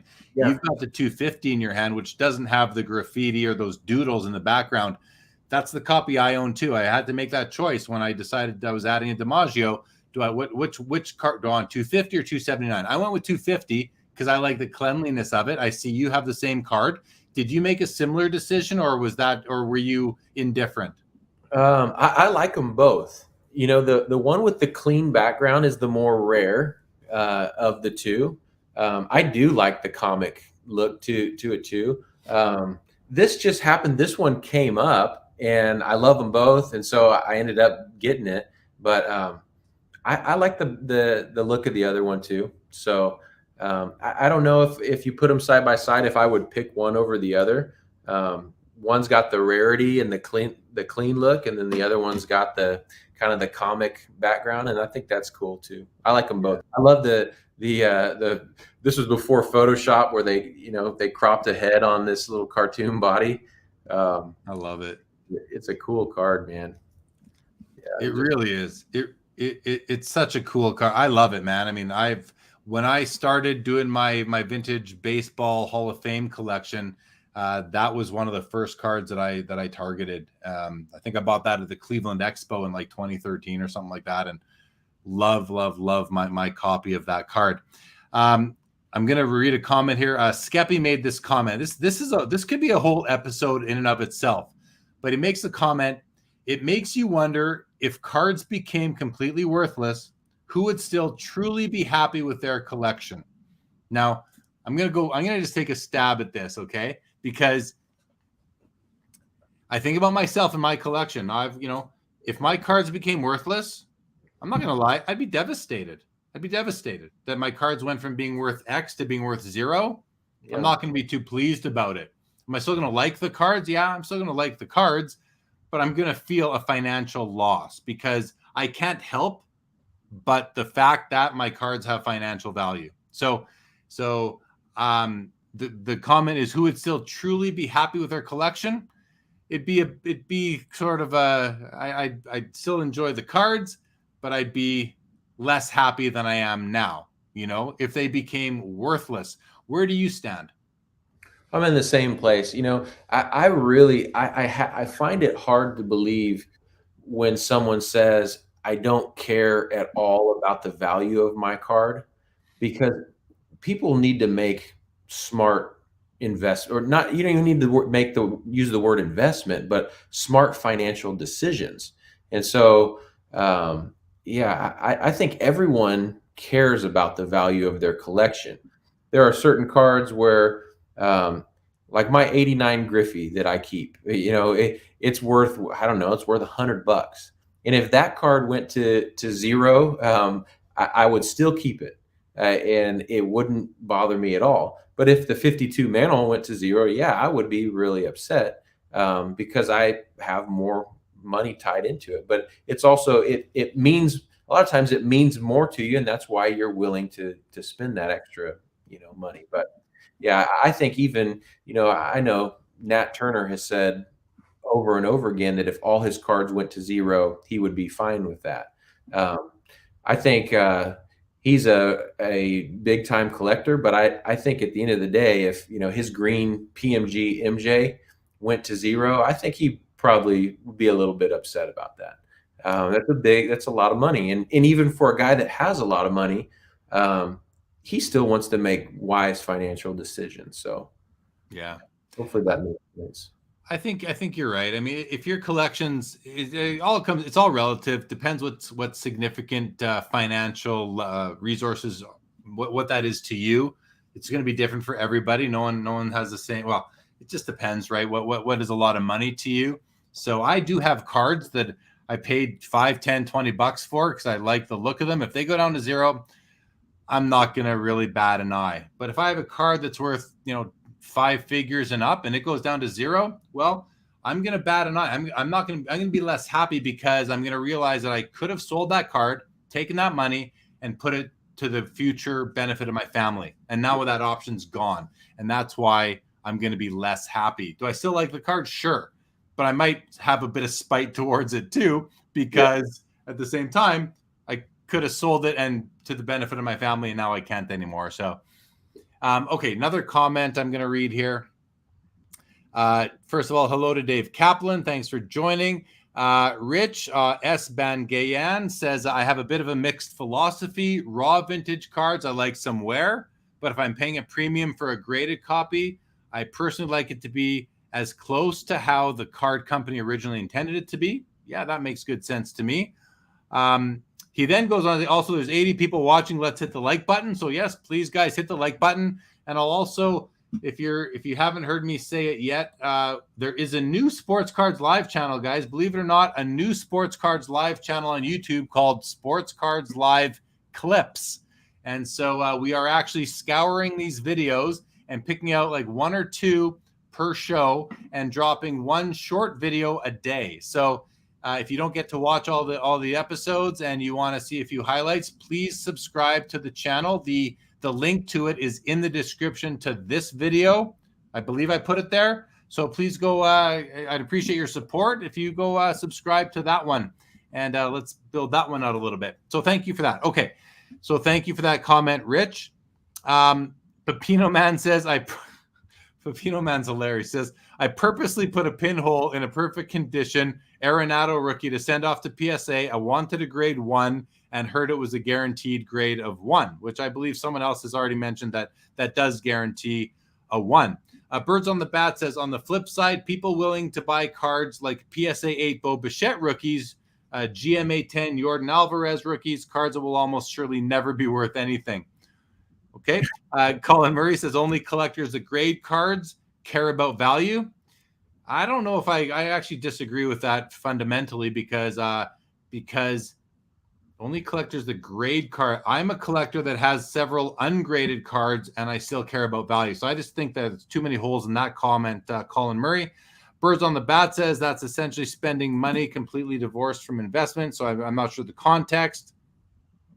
International Borders, welcome to the show. Says, if my cards went to 0, I wouldn't care. Never started in it for money. I collect for the love of it. So I'd have to ask. I have to ask on a comment like that to International Borders, what is your collection worth?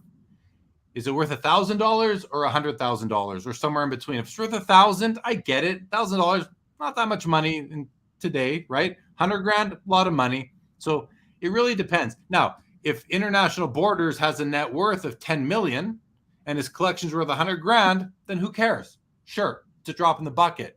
Yeah. But if International Borders net worth is $100,000 and his collection's worth $10,000, you're gonna care if it goes down to 0. I think you're fooling yourself if you don't think so, or you just have no respect for the value of a dollar, maybe, or the opportunity cost and what a dollar can buy you in terms of sustenance and providing for your family, or you don't have a family. If you don't have a family, it's a whole other story in a lot of cases, right? Yeah. If you don't have a family, I think that's a big distinction between different collectors, right? If you have no one to leave your estate to, right, then who really cares? Then you don't have to care. Yeah. But if you have a family and you have financial responsibilities, you're not going to feel the same way. I just can't see it. Yeah. And that you hear of people talking about their coffin cards. And I don't know if you and I have talked about this before, but I tell people, I'm like, man, don't bury that card with you in a coffin and let your body decay on that, on that beautiful PSA slab. Give it even if you don't have family that you can pass it to, or someone that you care about, give that to a charity, someone that it can help. I don't think it does any good to bury. Okay, if it's 90s era junk wax, go ahead. Bury it. But if it's got value, I think if you can help someone else, it's better not to be buried with your coffin card. And get buried with a reprint. That's what you do. Or with a reprint, have somebody do a fake PSA slab, and you get buried with that, and then give your other one to charity or a loved one. Charity. There's a great idea. There's lots of people who could use your card. Now, you're taking the term coffin card quite literally there. Right. My understanding has always been you're probably never going to sell it, and then whatever your family does with it after, who cares? I'm dead. They'll do what they're going to do. But as long as I'm alive, I want that on I'd call it the deathbed card. I want certain cards with me on my deathbed, as I'm in geriatric care or whatever, so that I can enjoy my cards. And they'll remind me of the good old days when I was young, and then my family can sell them and do whatever they want to do with it. So that's pretty funny stuff. Okay, I'm going to go to a couple more comments here. Okay, where did I leave off? Salty Dog said, value is important. I never thought about that before. I love my PC and the history of my cards. They'll always be symbolic and pieces of art and history to me, though. Yeah. Bang on, 100%.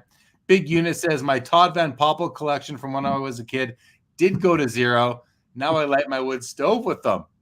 Todd Van Poppel, what was his name? The There was an Erickson for the Minnesota Twins back then. Yeah. Brian Erickson, what was his name? Scott Erickson. I remember loading up on his cards. Witten, there was a guy named Witten. I remember buying his cards. Yeah. Yep. Anyway, okay. T. Dot says, I care about value and only bought graded cards and never graded one. International Border says his collection's worth 50 to 75K. Okay, you answered. Yeah, so if 50 to 75K doesn't mean much to you, then I guess you don't have to care if it goes down to zero. It's, it depends. It just depends on how significant that amount of money is for you. Pepino Man says, I personally hate when people tell me how much my cards are worth. Fair. Skeppy says, I have commented with this before. All collectors are investors, but not all investors are collectors. Yeah, I subscribe to that, but there are a few collectors out there. Like I always do this, right? You got investors here, collectors here. We're all somewhere in between. Very few people are at either extreme end, but there are some. I do believe there are some. There's more on the investor extreme, I would say. I'm not going to make that distinction. I'm not going to say that, actually. Hear me out. I don't know how many there are. I'm thinking about this. Okay, so if someone doesn't care if their cards go to zero, then do they buy their cards at market value? So this is what I'm thinking. So if you don't care if your card goes to zero, do you shop around on eBay, wherever you purchase your cards? And do you, so say you're a Todd Van Poppel collector. You love Todd Van Poppel. If you don't care what the value is, do you buy your Van Poppel that's really a $2 card? Are you willing to pay $12, $13, or do you shop around to find one that's fair value? If you shop around to find one that's fair value, then you actually are concerned with the value of your card. And so it going to zero, I would think you would care about that if on the front end you are buying your card at a market value. Now, if you just say, hey, man, I want an 89 Upper Deck Griffey, and we all know that people list things. You'll see an 89 Upper Deck Griffey, a PSA 8 or a 1991 Skybox MJ that some guy has it's a PSA 8 and it's like a $10 card, and someone will list it for $15,000. You love that card so much that you'll pay $15,000 for it? No, you care about your money, and you're gonna shop around until you find one that's actually a fair market value. Unless you're doing that on the front end, it's hard to believe that you don't care on the back end. That's just what I'd say. That's a great kind of counterpoint, right? What are you doing at the point of purchase? Exactly. If you don't care what your cards are worth, then why don't you overpay? Do you not overpay? Then you do care what your cards are worth, because you want to spend more than they're worth. So maybe you do care more than you're allowing yourself to think you do. I don't know. It's psychology. Can't get into someone's head perfectly. So there's lots of ways to look at it, I suppose. But it's an interesting discussion for sure. I do enjoy the discussion. Rich says, good point about the percentage of your portfolio that your collection is. If it is a large part, then you should care. Salty Dog says, charity is a good idea if you don't have a family to leave the PC to. Yeah, for sure. Backyard Breaks Fanboy says, modern day guy who burned me as Jason Hayward. I invested heavy in him. Josh says, being buried with a card, strange. Yeah. Brad 31 says, if cards go down to 1/100th of where they are, I am thrilled. I can start collecting pre-war as long as my want list is longer than my have list. A downturn is welcome. Yeah, fair approach. Colin Murray says, no KSA though on the deathbed, LOL. Josh brings up Brian Taylor. I remember when the Brian Taylor Upper Deck game card came out. Andy Van Slyke, but he was older. He was in Donruss and all that. Sekron says, most of my cards are worth 80% of what they cost to ship. Josh says, honestly, don't care if my card goes to zero. I'd be interested, Josh, know what card you own. Skeppy says, yes, a good example. Sean agrees with what you were saying. Josh doesn't care for his PC stuff. Rich says, interesting question. I know there are some cards in my collection I grossly overpaid for. To resell, even in the boom, I would not make my money back. Yeah, lots of people do overpay for sure. Dallas Mooney says, collector, investor, it doesn't matter. A healthy price is the sign of a healthy market, and that benefits everybody. I agree with the second part there, Dallas. I mean, I don't understand where you say collector or investor. It doesn't matter. I don't understand that comment, but love for you to clarify. Rich says, I guess there's a balance of this because if you save money, you can buy more stuff. And then Josh says, honest question, Jeremy. If your 13, 14 National Treasures jersey number patches, I'm impressed that you know I have those, Josh, all went to zero, and that's all you collected, you probably would not care. A lot of people are in that boat. Oh, that's an interesting take. That's an interesting take. Would I care? Maybe not, because I don't have a ton of money in them. So I probably wouldn't care. That's and this is the part, like, I didn't pay a lot for those cards, you know? Some I paid a couple $100 for, but it really comes down to what's significant to you. But let's say I'm into that collection for $5,000 and it goes down to zero, not going to change my life a bit. I can take a $5,000 loss, but somebody else might not be able to take that $5,000 loss. So those same cards to someone else might be a whole different thing. Anything you want to add, Sean? Well, what you brought up is what are your other responsibilities, and who else is relying on you financially? Do you have a wife and kids? And so I think there's a lot of other factors to think of. And so most of the guys I know that collect, that have families, are trying to be very conscious. Even the ones, some of the most successful, financially well-off people that I know are that could just completely, they just a small fraction of their net worth is in cards. They still care about, what they spend, because if they're not being wise with their finances, then it can affect your family. It can affect the future, and so yeah, I think it's smart to do your due diligence when you're buying stuff. You don't want to buy stuff that you don't want some scalper, getting you on a card, and nobody wants their stuff to go to zero. But yeah, some stuff could, and you'd be fine with it, and other things, yeah, that I've put money into, I don't want them to go to zero. Exactly. But, I think it's simple that. Like, so when Josh asked about my National Treasures collection, I collect those are not, I don't consider those like investment type cards. Now, I've said it before, I'll say it forever. Whenever I'm spending a significant amount of money on a card, I have to consider the investability of the card or the future value of that card. So because that's money that's being taken away from my family to use in the immediate near term for a vacation or whatever, right?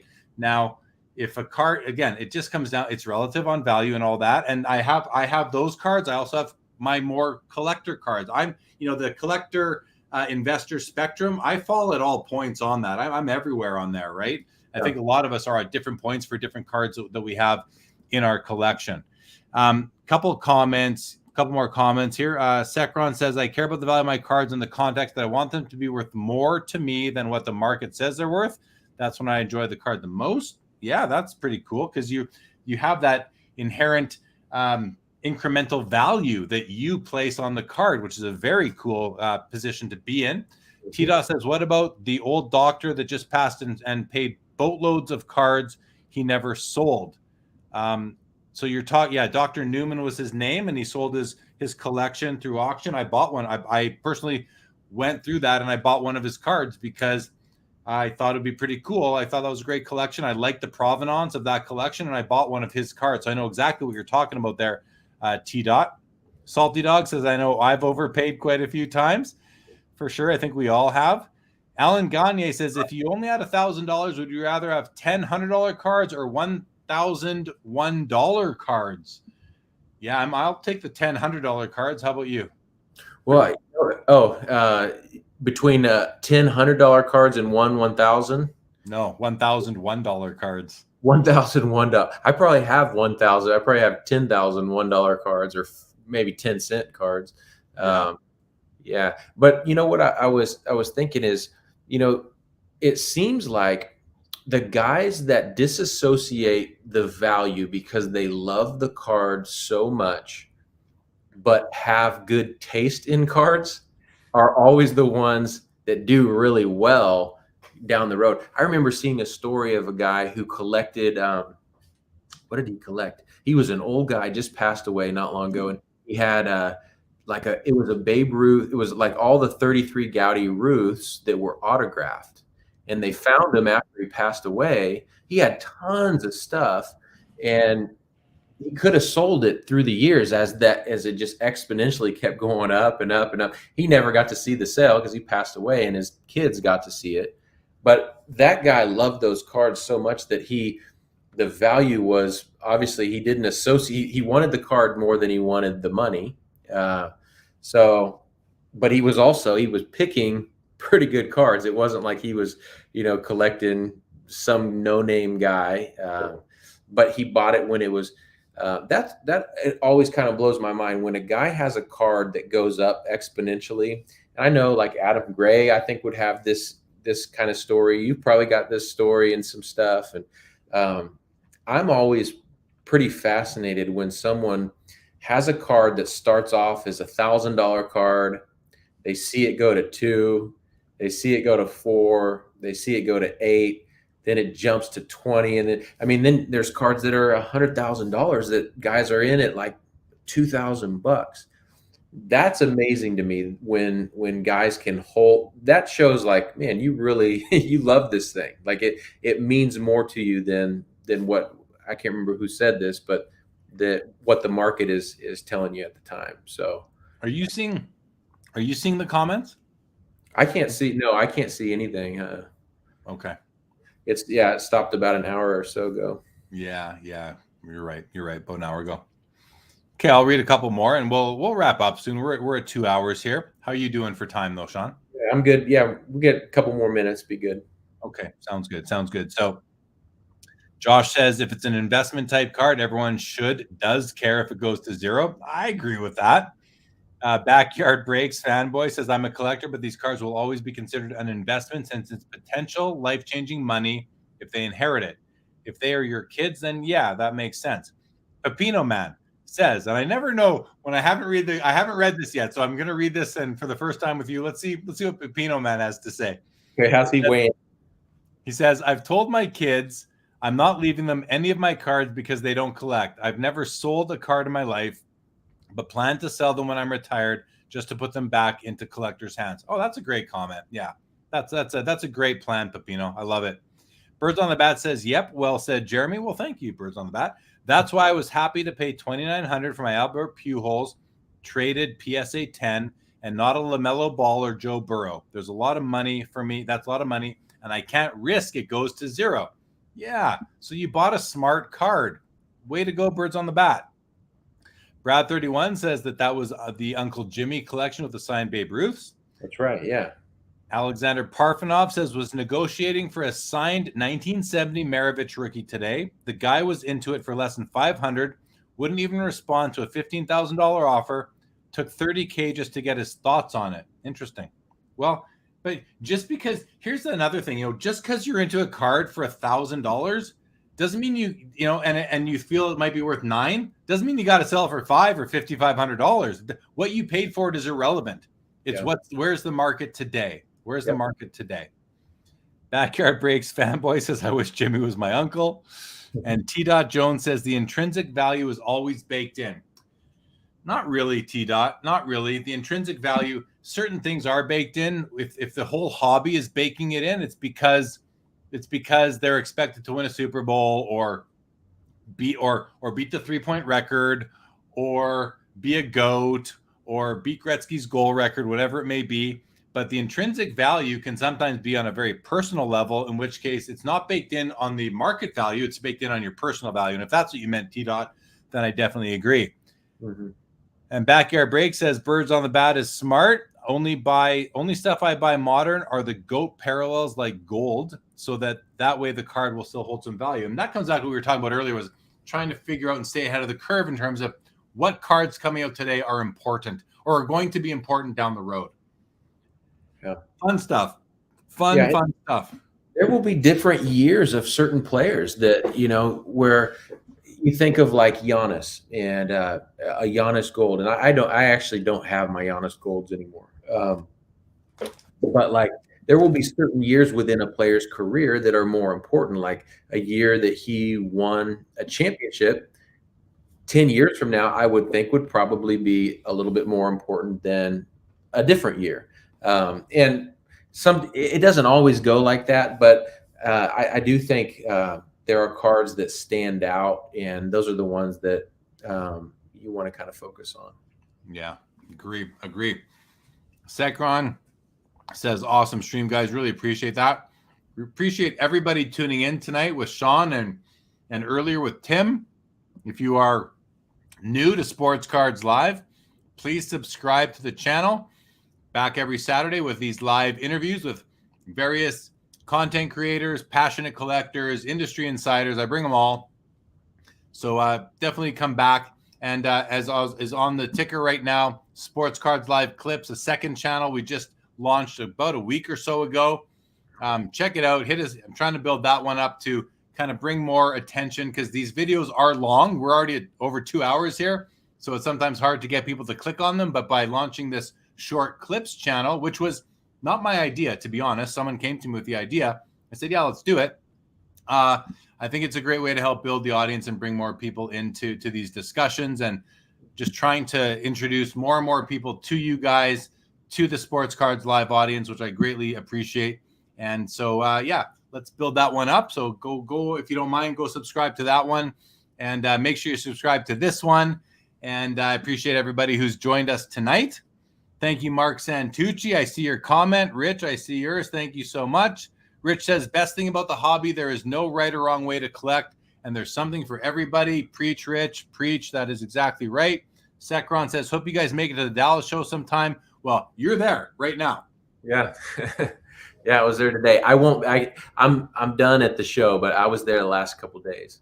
Right on. I'm going to get there one day, I promise. If you keep hanging out with us here, Sekron, I'll be talking about, I'll let you know I'm there. I'd love to, have a fist pump and say hello.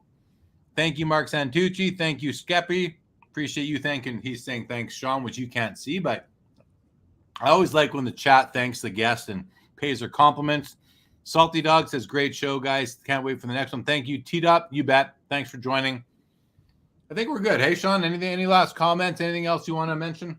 This was fun, Jeremy. I appreciate it, man. I appreciate your role that you play in the hobby. And, man, I think about how years ago, when you were just a Lone Star collector, buying cards and nobody really to share it with, and maybe a couple guys locally, and then you get a family, and it's hard to be able to,